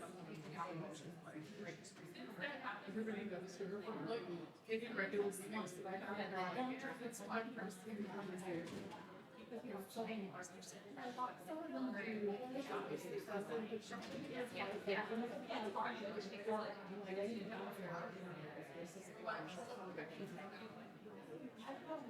Yeah.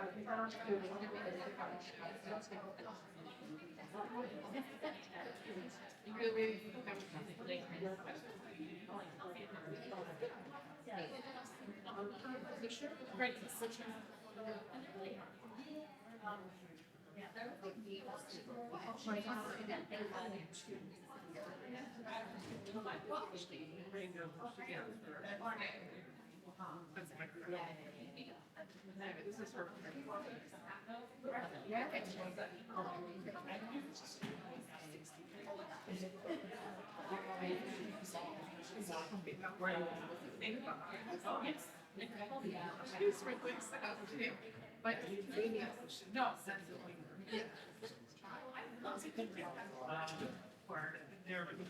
Do you want to do?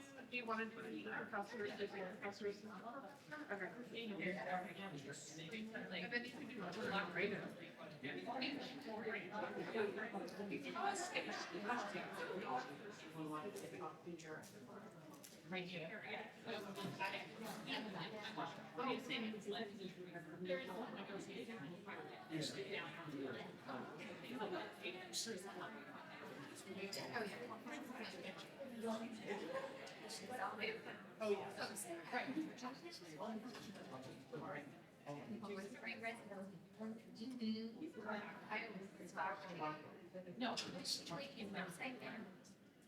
He doesn't speak.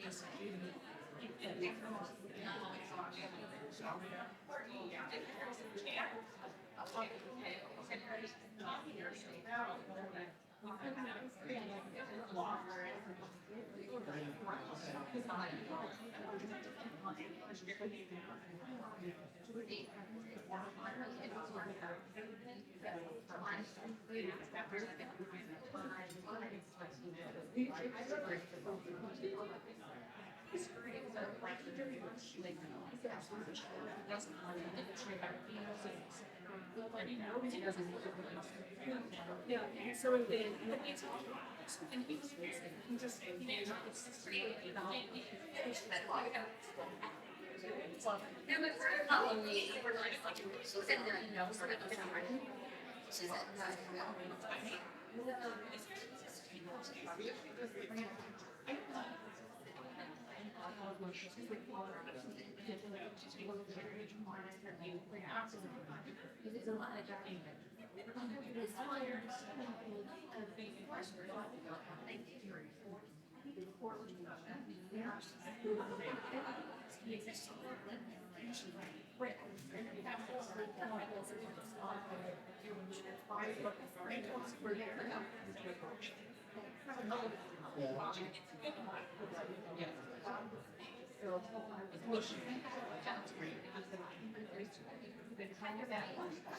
All right, we're going to get started again in a couple of minutes.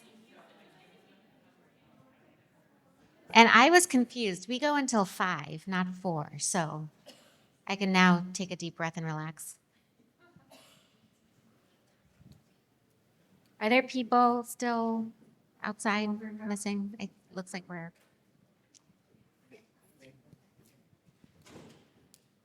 All right.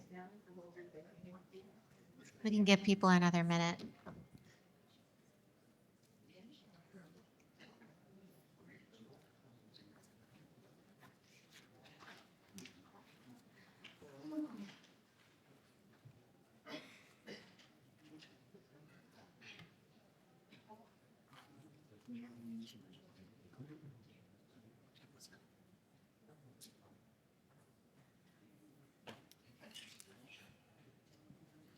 Okay, I'm going to get started. I know that some of you did sessions this morning, so it's a long day, which is why you have snacks. So, and there's probably chocolate something in there. for anyone who likes chocolate. And if you don't, we can't be friends. Okay. So Wendy, Sandy, and I are going to talk about negotiation. We're going to go over some broad concepts that maybe you've already heard of, but then we'll work on them in the small group sessions. Okay.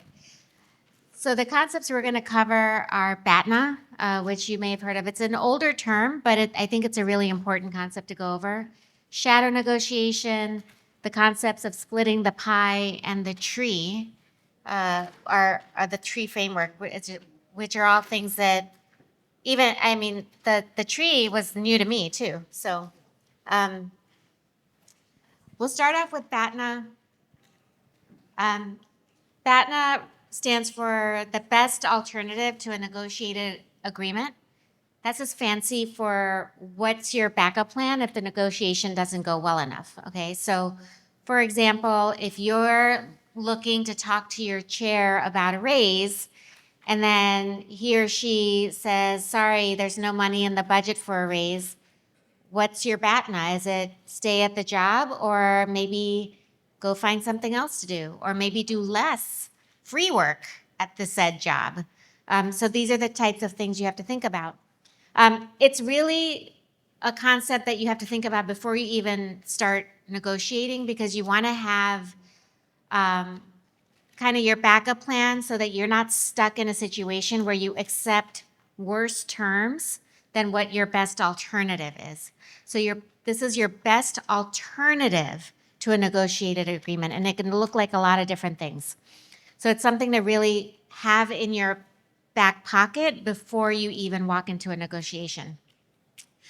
You don't want to reveal your BATNA too soon, because if you do that, then you're giving away your power. Okay, so don't show your cards up front.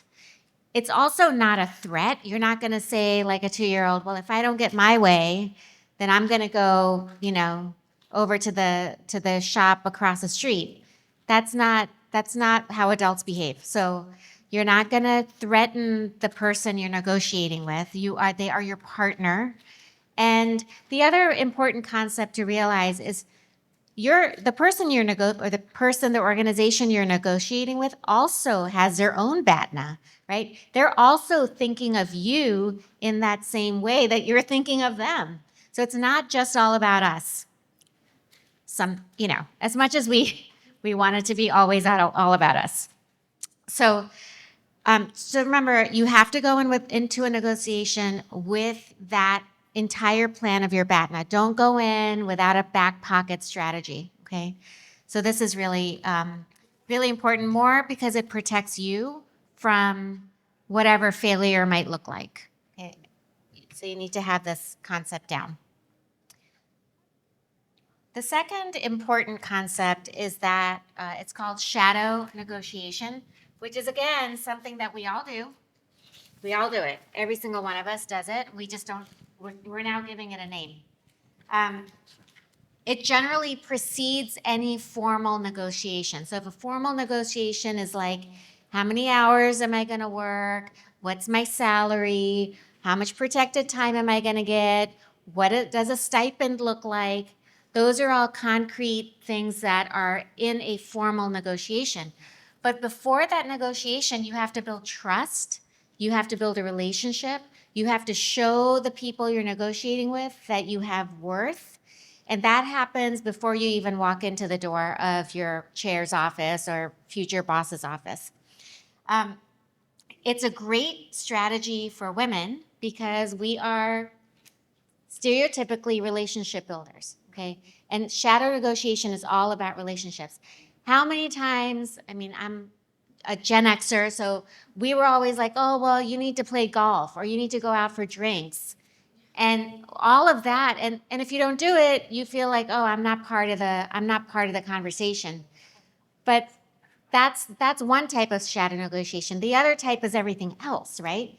We are relationship builders. We develop partnerships with people. We're always inclusive and communal, just like we talked about earlier.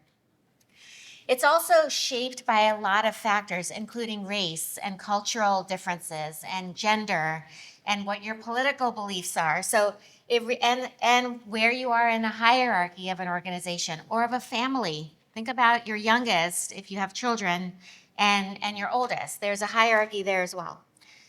So again, this is a kind of thing that you need to be aware of that happens all the time, whether you notice, whether you have a name for it or not. So now you have a name for it, and so you're going to recognize it when you feel it happening. It's also a great opportunity to bring up kind of more sensitive things, like things that maybe as a person who doesn't love confrontation might have a hard time bringing up in a one-on-one conversation. You might, be with your colleague at dinner or something, or on shift. I mean, that's a great place for shadow negotiation. Or at sign out, and like, I know budget's tight. What do you think? You can really have those seeds of conversation planted before you actually go in for anything specific and formal. So this is an important concept as well.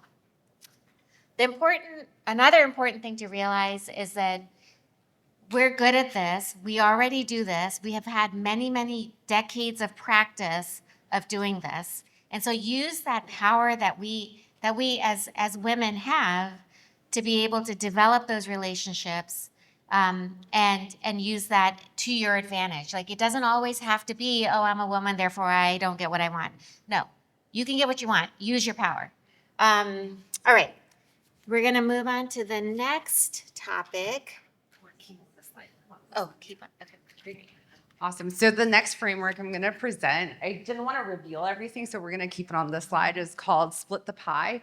Since I'm from New Haven and we were just named the pizza capital of the United States, we're going to say pie is pizza pie, okay? So we're going to kind of like make this interactive. Reba, so you're coming into negotiation and you're bringing 4 slices of pie. And I'm coming into the negotiation with you and I'm bringing 2 pieces. And by working synergistically, we are able to, expand the pie to get 6 additional pieces. So with these 6 additional pieces, do we have some thoughts on how we want to split the pie? So together we now have, so you have 4 slices, you're bringing 4, I'm bringing 2, and now we have 6. So we have 12 slices in total. So how do you think we should split it? You can just throw your ideas down. Yes, so by collaborating together, we were able to create synergistic energy, and that enabled us to pull in a sponsor that gave us 6 additional slices. So now we have 12 altogether. So how many slices should Reba have, and how many slices should I have? I go with a 6 and 6. 6 and 6, okay, great. Because, we got some snack bags, and I thought that would, some sugar, yeah. Or yes, so we're both hungry, so we would like to split the pies in some way. Yeah. Well, if he gets more, because she brought one to the table, so it would be a proportional in the amount that she gets. Francisca? You can just split the 6 extra, 3 and 3, and eat what each of you has for before. Exactly. So Francisca actually hit it right on the dot there. So a lot of times we are so conditioned to thinking about kind of odds, like who's bringing more, that we often don't think about kind of what do we gain together. So I think some folks have mentioned, from the power perspective, if, Reba is bringing more, I'm bringing less, then you could split it 8 and 4. From the fairness perspective, you could split it right down the middle, 6 and 6. But splitting the pie, truly, when you think about kind of the additional things that you gain altogether, then kind of one option is 7 and 5. And so that's like splitting the pie concept. And then so the next concept that I will talk about, and we'll use this kind of in our discussions later on, is finding the tree. So this is like one of my favorite stories from a negotiation professor that I had at business school. So his mother's like trying to buy a house, and the sales agent's like, telling her, We have multiple offers that are going above, asking price, which is a little bit outside of her budget. And so she drives around the community and one day sees, the owner kind of gardening outside. And there's a beautiful tree out in the front. So, she gets out of her car and they start talking about, the house, what she likes about the house. And, the mother is like interested in it. So, she finds out that the owner of the house is quite attached to the tree because she had planted it, years before, and it has like that meaning to it. So knowing that, my professor's, mother is like, I really appreciate this tree as well. And right now, the seller's, the agent is telling me all these offers are coming out and he simply, can't do that. But if you're willing, and able to sell me the house, I, promise you that I will, keep the tree intact as long as, it doesn't fall or grow over the house where it present as a safety issue for the house. And so with that, the owner like really connected with the professor's mother and they were actually able to get a price and ended up selling the house to his mother. So kind of there are two key facts or two key points, takeaways here is when you're negotiating, talk to and get a better understanding of who you're negotiating with and understand kind of what their goals and how they're like, what they want to achieve. Because when you have that alignment, that really gives you synergistic energy. And the other thing to find is also, what's, meaningful to the other person that's cheap for you. So keeping the tree there is pretty cheap for for the professor's mother to keep, but it's valuable to the other person. So finding these aspects that you can, negotiate on is sometimes could be keys to ensuring that the negotiation goes through. And so with that, I'm going to pass on to Sandy.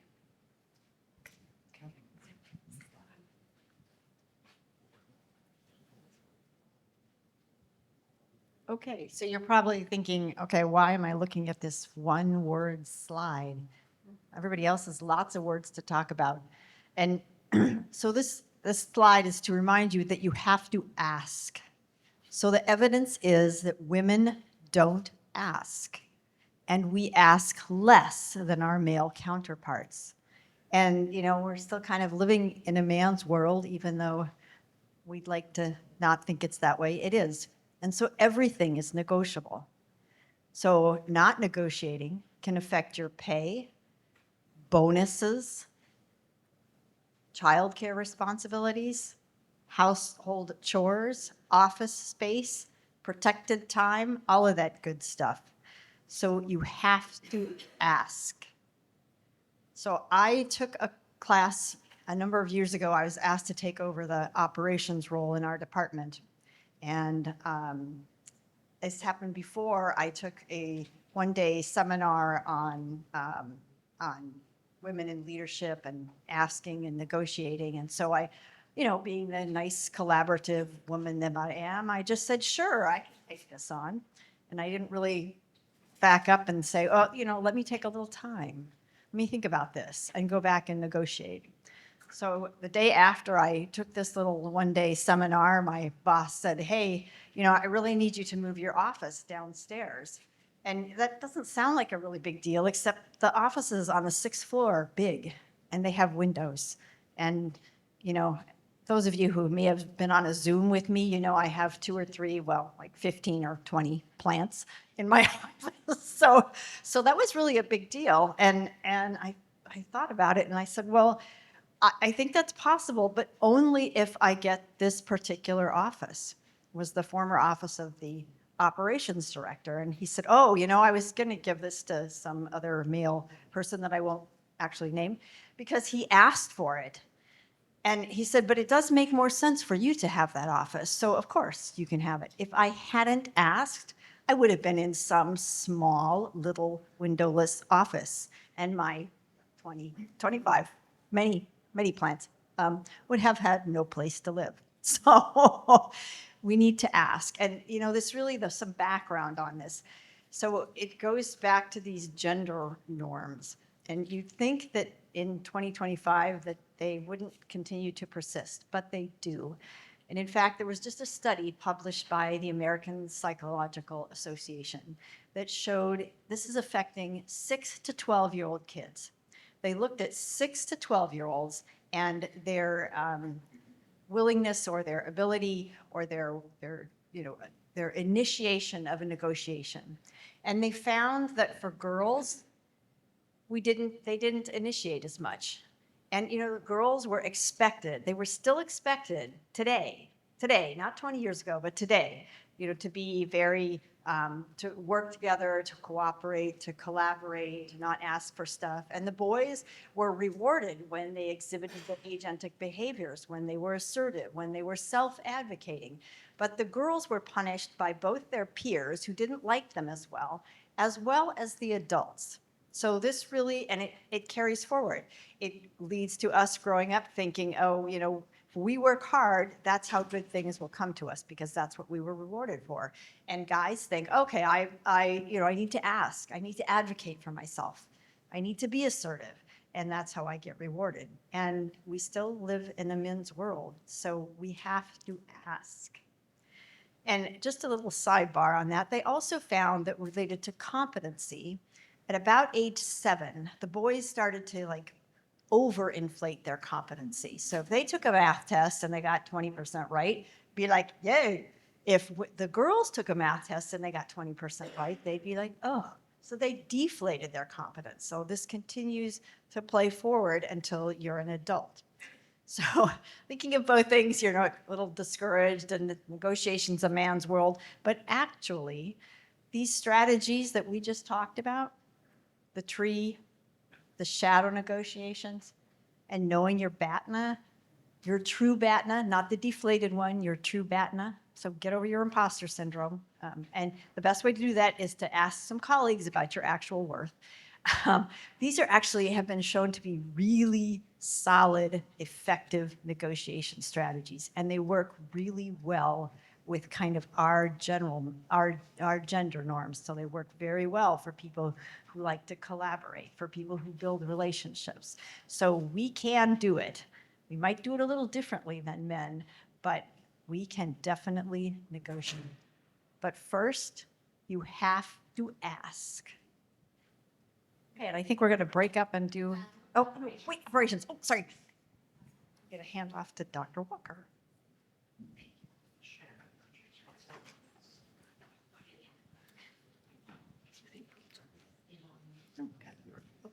So I'm Laura Walker. I am at Mayo Clinic. And so I'm going to take, it ties really in nicely with the negotiations discussion. So really win-win leadership. So how can you both get what you want and help your institution to meet the goals and the strategies that they have set out? And it really works best when things are in alignment. So thinking a little bit about finances, because to get anything done, we know that we're going to need some resources, and ultimately it often boils down to financial resources one way or the other. So making sure that you know where the money is coming from, right? So some of it's going to be from clinical care, some of it's going to be from grants, some of it's going to be potentially from intellectual property, things that have been created at your institution or by you, and then philanthropy. And where does all the money go? So money goes to salary and benefits, shared services, so things like your IT support, your statisticians, kind of whatever the institution pays for rather than your specific department. Equipment and capital expenses, space. I'm not sure how everyone's institution does it, but at my institution, we are literally charged per square foot of our footprint. So money goes in there. So if you need space, you need to understand that a cost comes with that. And then mission, right? So we are always putting forth some of our resources into making sure that we are meeting the mission of our institution, whatever that may be. So again, knowing more about your departmental budget. So who allocates it? Where does it come from? How is it determined? So it's probably not at your department level that's deciding how much money you have, but steps above that dictate how much money is flowing into the department. Some institutions, I would say probably all of them, have a plan for the year. And by plan, I mean, how much revenue do they intend to bring in? So oftentimes, especially recently, healthcare institutions have not been meeting plan. They have been underperforming, potentially even losing money every year. We tend to set a plan at our institution that is aspirational, right? Like 10% revenue. And the reality is like 6% is amazing if you can actually make that much money at any institution. And for some places, breaking even is like a blessing. So try to understand the financial position that your organization is in when you're moving forward to make and ask for resources. And then the other important thing is considering what you personally would want to invest in, right? If you had access to resources, what's your passion? What do you think would make your career meaningful, have an impact on patients you care for, or faculty that you work with, or students or learners? But think about what you would do if you had resources. The next ties in very nicely with what Sandy presented. You have to ask, right? So how do you frame up your ask to say, to whatever level of institutional leader, I am looking for something for you to give me to do this project that I love. I would say first and foremost, making sure that you frame what you are wanting to get out of this within the strategic plan of the organization, or within your department, depending on, again, where that money is going to flow from, which means that you need to be aware of what goals your institution has set out for the year. So for ours, it's every single year there's a trickle down that takes about 6 months for the final plan to go through all of the different committees and the committees and the subcommittees to all identify their plans. So we start for our enterprise plan, we get to our hospital plan, the quality plan, and finally the departmental plan. And our department is accountable to kind of meeting all of those pieces of the strategic plan as it goes up the line. So knowing where I and my department fit in and how can I tie this to, our connect, cure, and transform goal, right? Like there's that, let's make sure it ties in. It's always helpful to know other people. So maybe that's more the shadow negotiation piece of things, right? So you're having side conversations, you're getting stakeholders involved and engaged early just to kind of have a sideline and say, what do you think about this idea? Like, does this have legs? Who else should I talk to? And then I think this is another really important one is what happens if we don't do this, right? So sometimes we do things because we think they're going to be great, but if we don't do it, or we don't do it now and we put it off till later, what are the potential risks to the institution if we sit idle? So I'm going to just run through a little personal vignette here. So I am lucky enough to work at a facility where we don't have a lot of boarding. We occasionally see wait times that are extremely long, but nothing compared to our East Coast friends and other very crowded places. But we'll get to 6-8 hours regularly. And we don't really like that.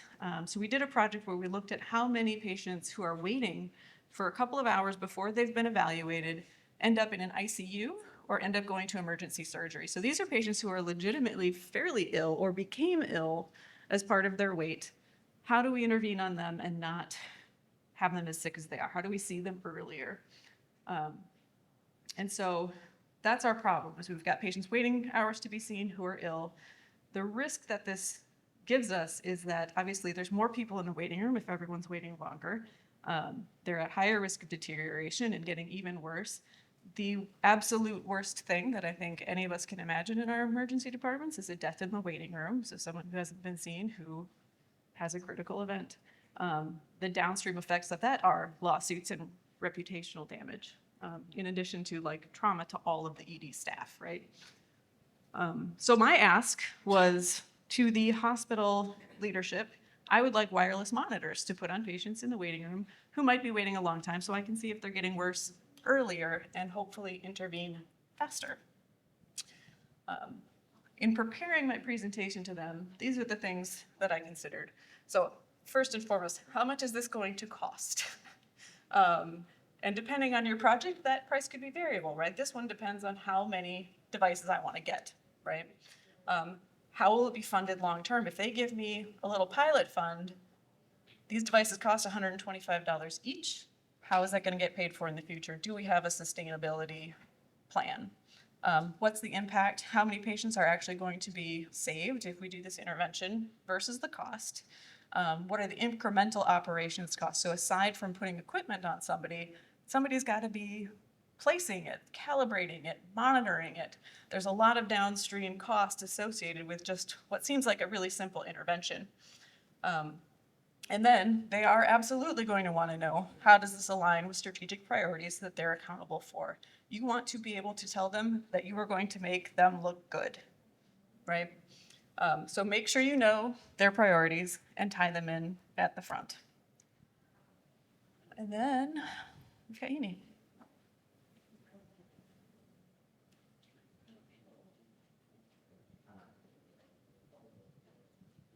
All right, I'm Eni Thomas. I'm Assistant Medical Director at Baylor College of Medicine. And so this next part, I'm going to talk a little bit more about how to align your individual passions and goals more with your institution and that of your departments. And I think first and foremost, when you approach these situations, I think one thing to keep in mind is approach it from a business perspective. Like this is like a business transaction. So you have to understand what your institution values and speak their language. And I think reminding them of the emergency department's worth is also helpful because not everyone knows what a day in the life of an ED physician is unless they watch The Pit. And so, and we have a unique opportunity, right? We're like the front line. We see all patients who come through our doors regardless of their ability to pay. We make that first impression. What we do in the ED impacts like operations throughout the hospital.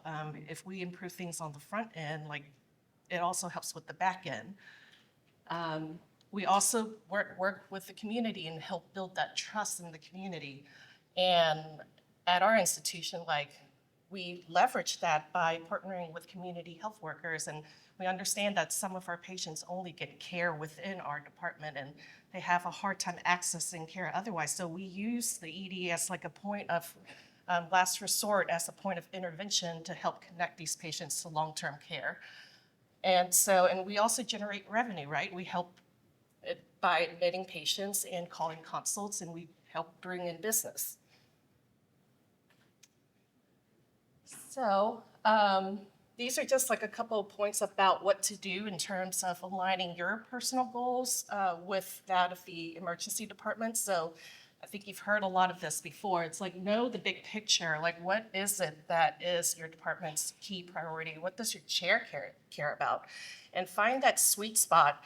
How do you identify your passion and at the same time, like what you're doing to help leverage the quality of the patient care that you're providing and improve operations for the department?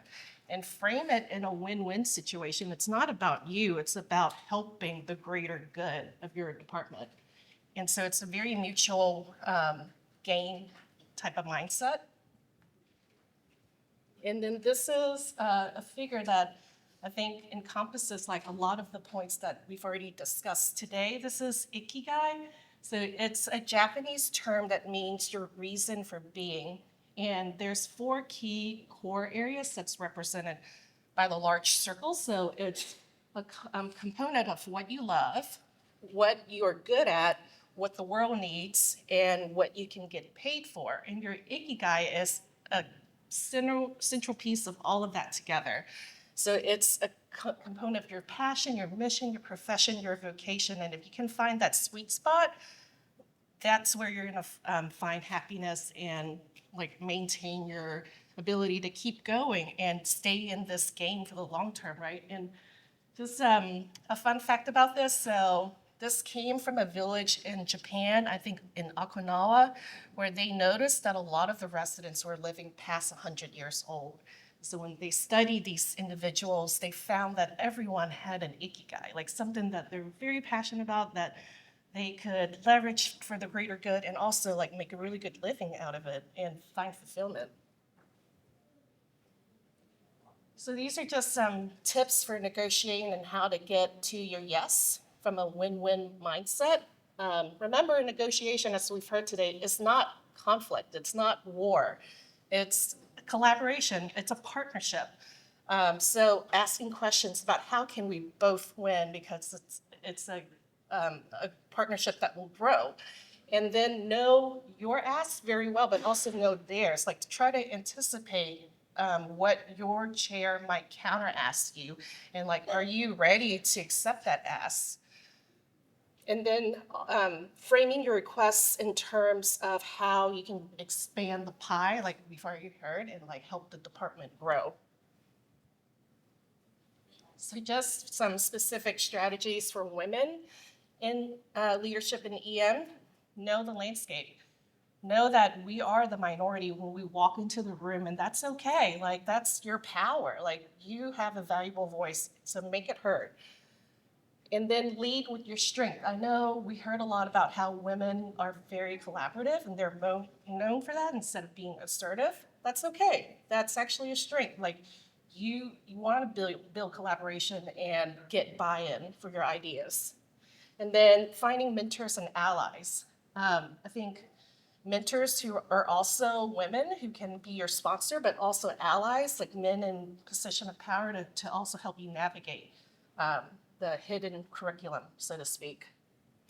And don't be afraid to speak up for yourself and for your colleagues, because I know like we're not good at like speaking about our accomplishments, advocating for ourselves, and asking for more, and we have to be. And I can't emphasize like the part about amplifying others enough, especially other women leaders. So like when I'm in a room with another female leader, and she makes a really good point, I like to say like, I like to talk right after her and say, I really like appreciate Dr.'s so-and-so message. I think that was an excellent idea, and I just want to highlight that idea and like, let's pause and think about it.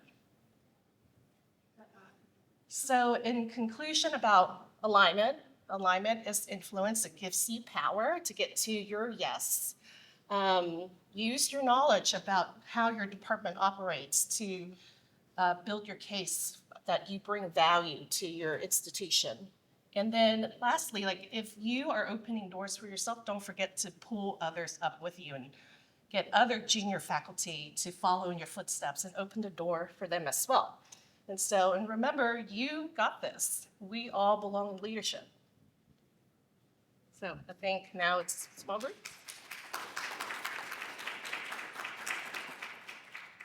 Okay, we're gonna split up into groups again. I see more people here and there. Even it out, and that way we can get to our next half an hour session on either topic. So we're gonna do negotiation over there and operations over here. Yeah, and I would highly encourage you guys to mix it up, so stay in the same group, just, if we can find new people, it should be because of this new piece of it. Let them do right. Shuffle. Angela, we want to shuffle the table. So you can get started. Yeah.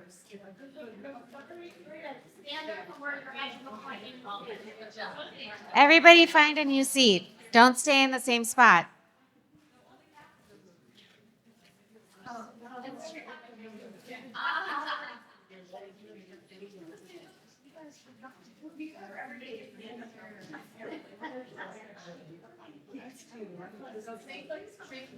So it's,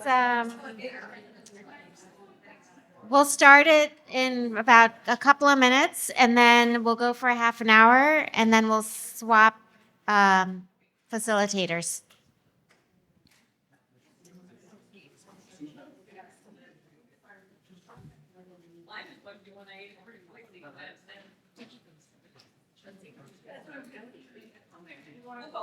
I was just passing out. Because like, yeah.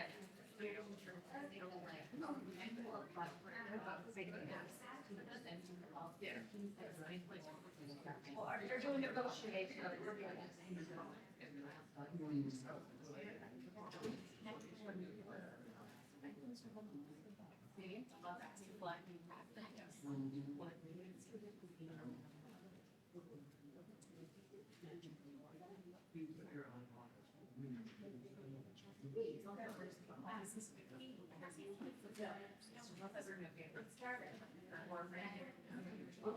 I just want to make sure.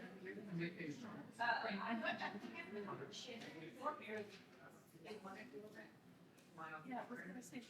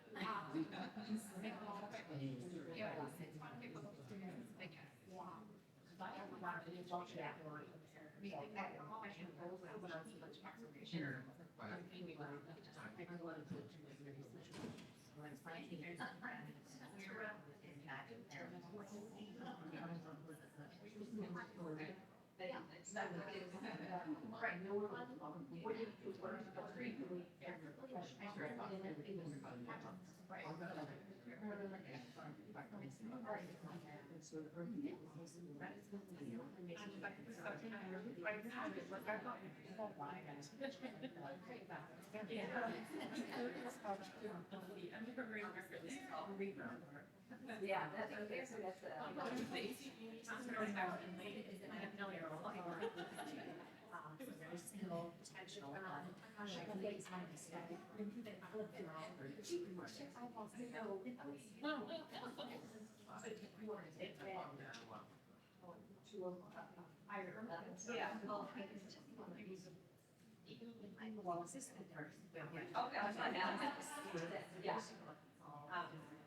yeah, so I guess now that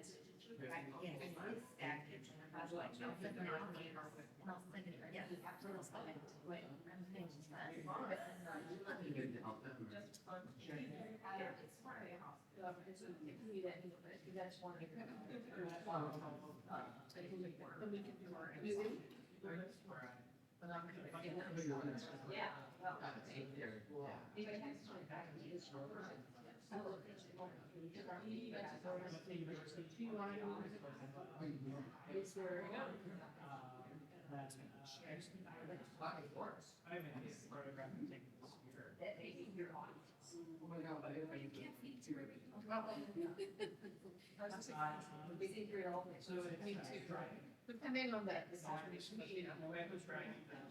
sometimes that's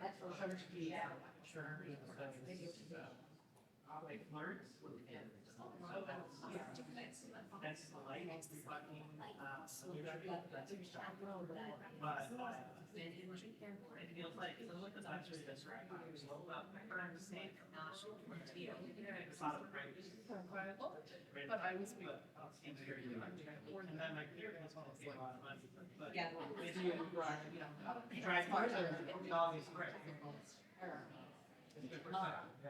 And I know those people, but No, this is, you may see me at some places. Yes.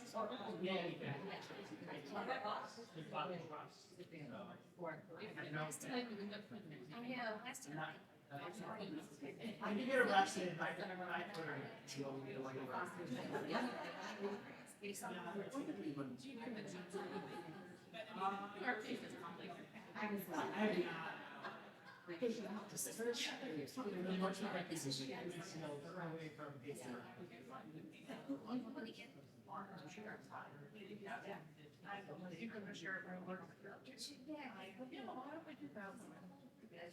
Yeah, that's fine.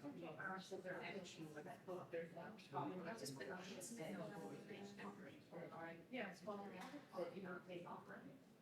It doesn't. I don't know if you guys do that. I'll give.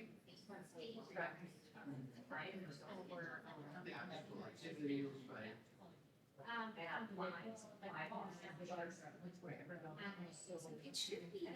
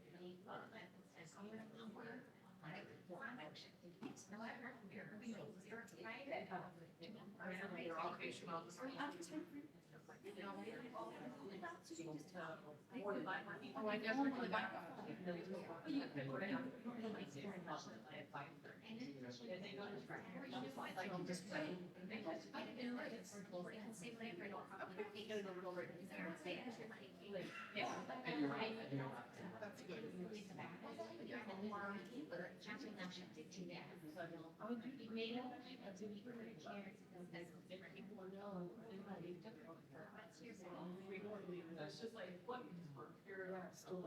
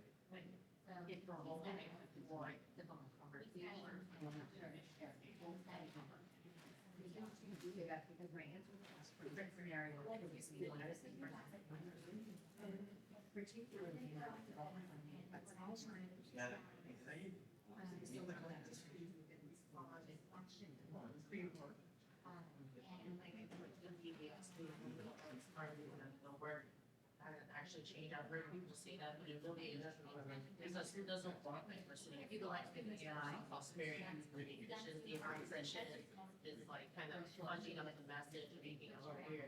I would say one thing I've noticed about the DEI space, I noticed it's almost like people are passionate about it, but I don't notice like your message, and I don't notice people that are really resonant, so like, you know,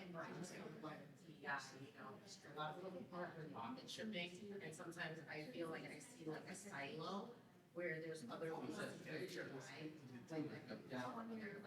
partnership, like education department, it's like collaborative projects, those things are gonna stay.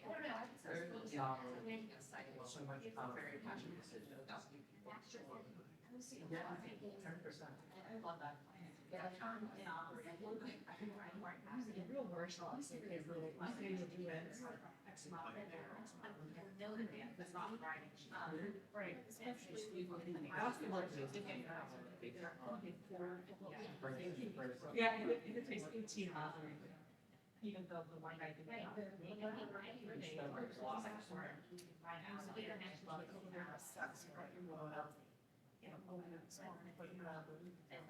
Counterpart client fighters things like that. As an objection. Suggest.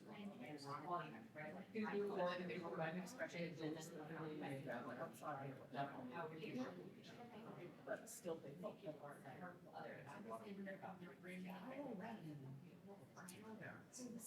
I've always liked the term supervising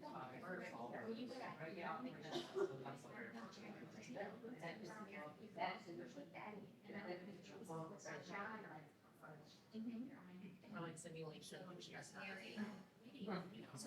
I came from a med school that was just like essentially when I was going to be a student that experience. I love it. Talk about relationships, like there are students that go in that process, otherwise we can get like residents involved in their program, like, you know, when people do information sessions, it's like, why don't we run a sim session to make the students other schools, right? When they got that access, by teaching them the resources, right, when we provide it, and see our values, and then when we do these initiatives, everyone wants to participate, but still, it's the DEI that has to. Once you work here, a lot of faculty are volunteering, you know, that are lighting to participate.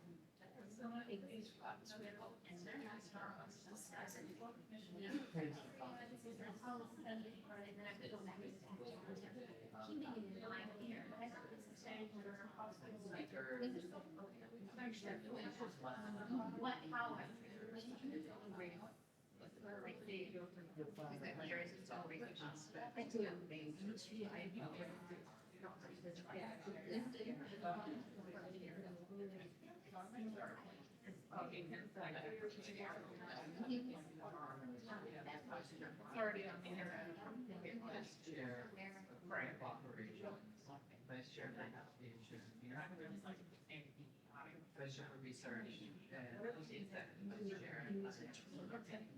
The overall vice chair.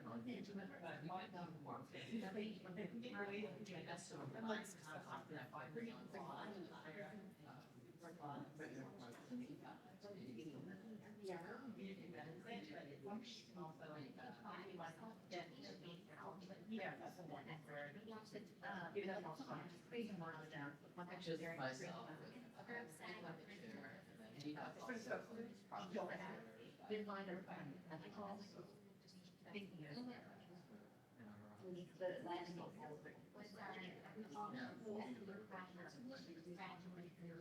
I had some standards and I was there.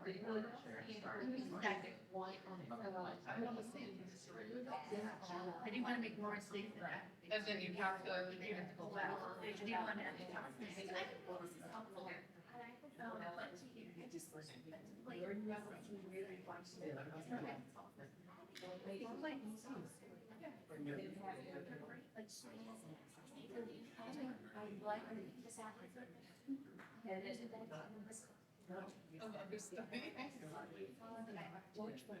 What is that like?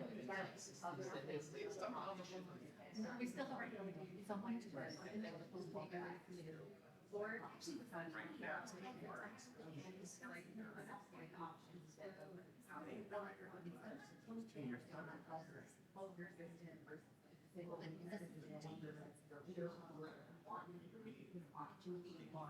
this is actually more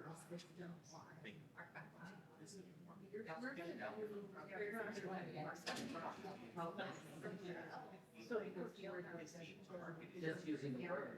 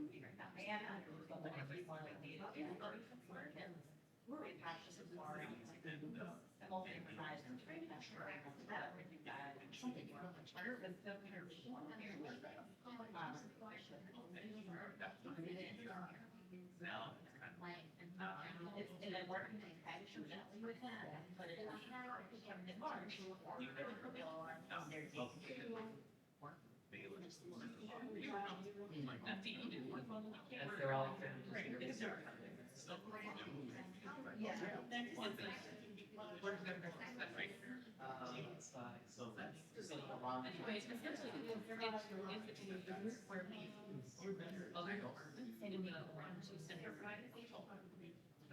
And so we're supposed to get like, and it's also remember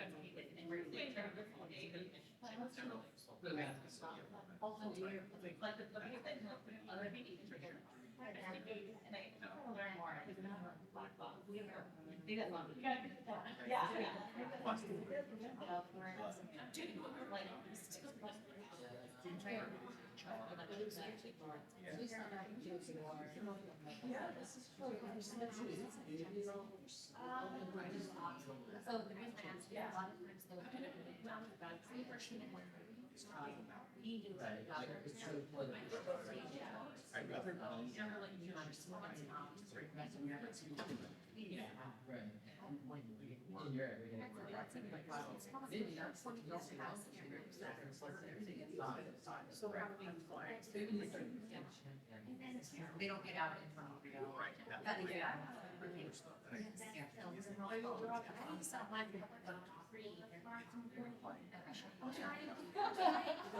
She's recording.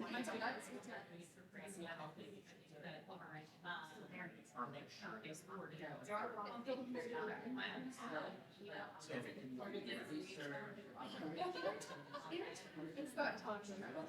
Yeah, like.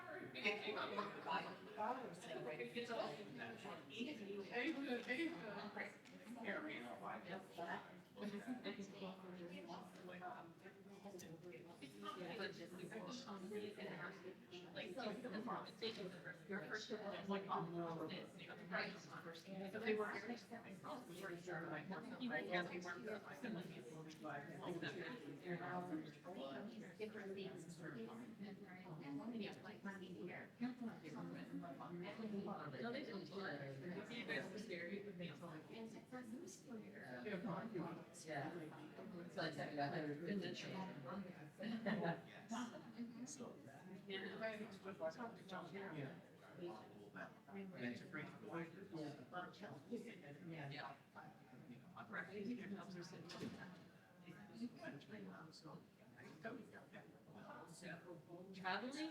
Yes. I mean, I'm not doing it full time right now.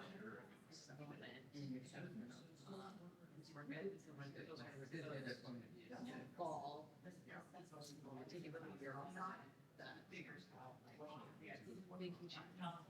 conferences. Fortunately, I covered it. You're worse. I can't divorce. And if we could miss two papers, actually it's three, but I know this was something. She's not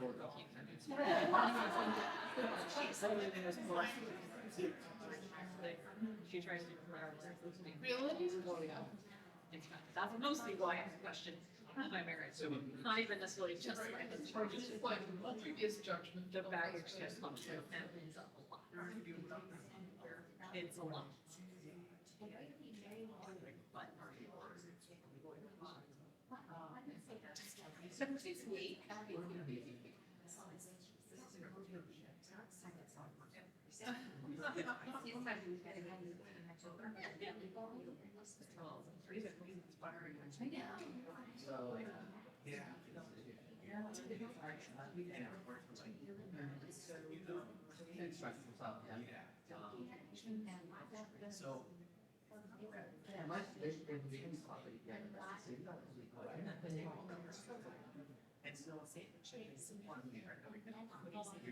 Like the other things you can't control. Like,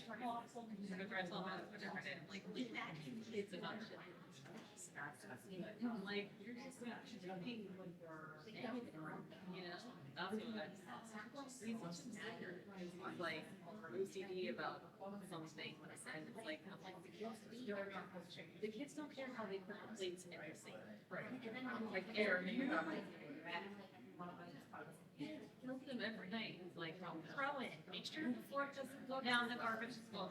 Like I get that. Like, but they're 11-year-old boys. Like, at least it made it from the table to the sink. Like, I see that as a way. Like, just to get down there before you want the first. That's not that hard. I'm smiling because I don't know my husband. Not like it's 20 years on the right one, and then it was like, I was like, you just really scared. And every time he buys bread, I'm like, this is. Yeah. I want anyone and I want to. And then I was like, it's like, or get your suitcase, which is really the conference. And I was like, I'm leaving. They show up. I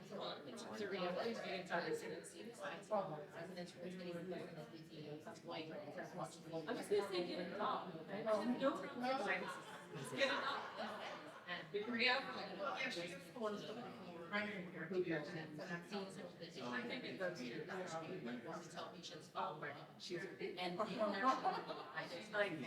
sometimes it feels really long. So she was like, this is crazy. And they like, oh, why did this? And then she can get on all the stairs. Like in the car fight.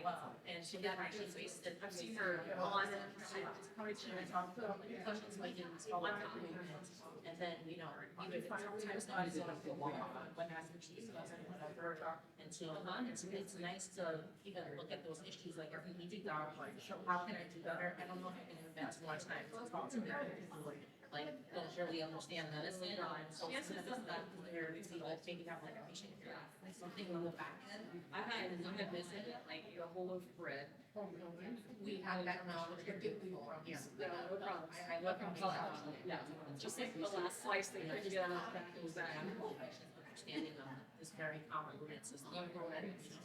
Yeah. Sure.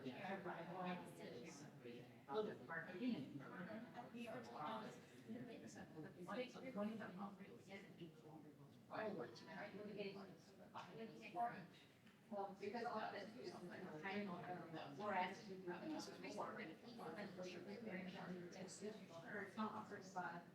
right after that, here, and my whole shit out there.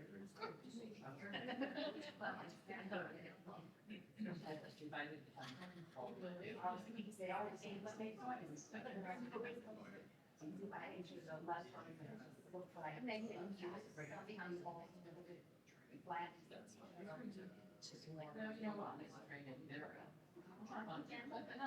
Yes. It'd be not funny, but funny.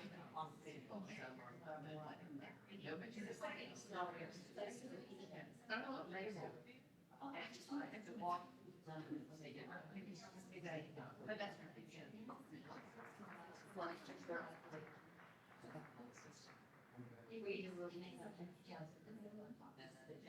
Be alone now.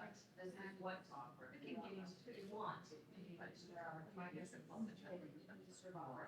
most of your age population.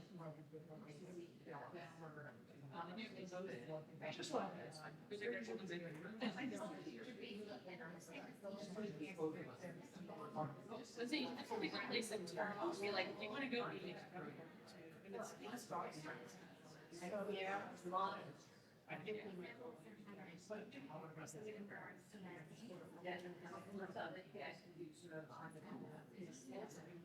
yeah.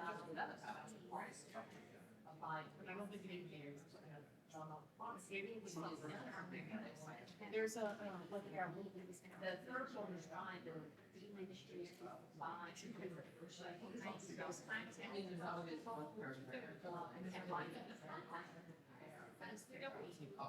Always something. So you want to make satisfaction. I'm sure.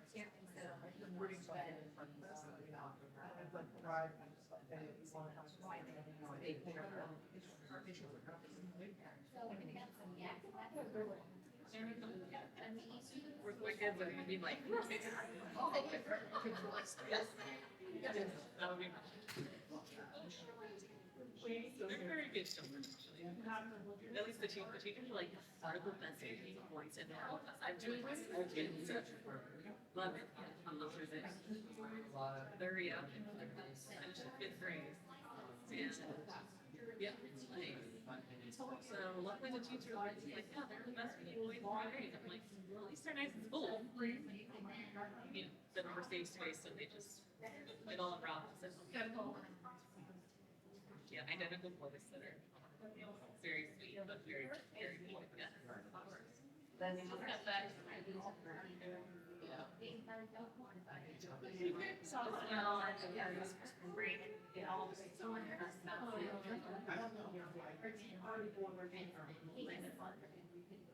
This is.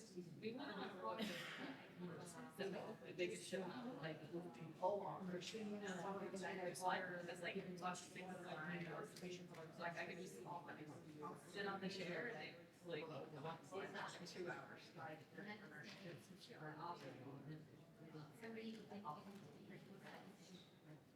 Yeah, we did like 2 pattern ramps.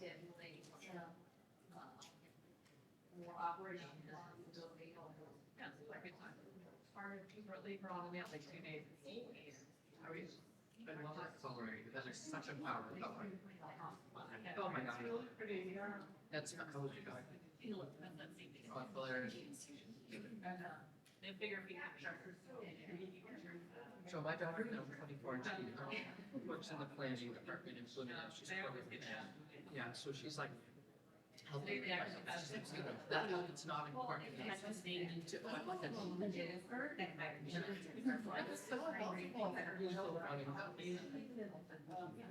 She's in corporate is in Atlantic City. But yeah, that's where they're corporate is fun. Yeah, oh, tell me about that.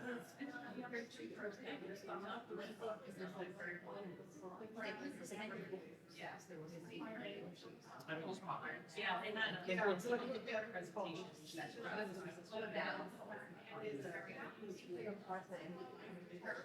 I helped them go on my field trip.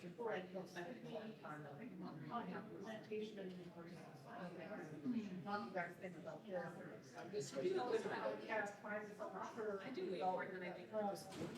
Because our sessions are different, you know, it's really fun. I could realize like your mom is like, Yeah. they're like, Most what did I do? You're in resistance battle. It's like, I didn't know. I bet was there. I'm totally joining that. That's something about my job. That's maybe not through my whole. It's not easy. Like a lot of my stuff that I love doesn't fit me in here, but I'm not getting rid of it. I love it, and I'm fit into it. So who knows if I have. I need a friend to come over. Well, see what my dog did. So she went through my closet and she's like, she works for, she works for,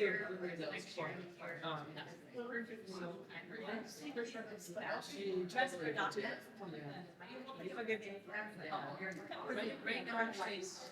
just starting work for you, so she needs to get her street cred.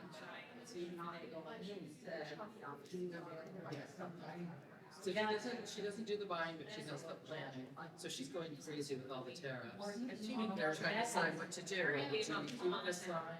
Do they raise it? Oh my God, yeah. And then, you know, like, is this brand gonna raise their price 30%? Or are they not? And if they do, are they still trying to push it needs? And she's so mad. So they have all these tools that they're having to use to kind of decide, okay, well, if this happens, we're saying with these brands, we're not the same with these brands, but if this happens, then we're gonna with these brands. It's so complicated. So complicated. Right. Like there's multiple websites, so bring your stuff. Saying, like, hey, you get these in fine here, and we get these in fine. Like, let's see. I don't think anybody's looking at it. I mean, how much are we gonna have to pay? Right. She's talking about like all of this, all the Chinese companies, they're all shifting their businesses to Vietnam. It's all Chinese stuff anyway, right? So it's all like a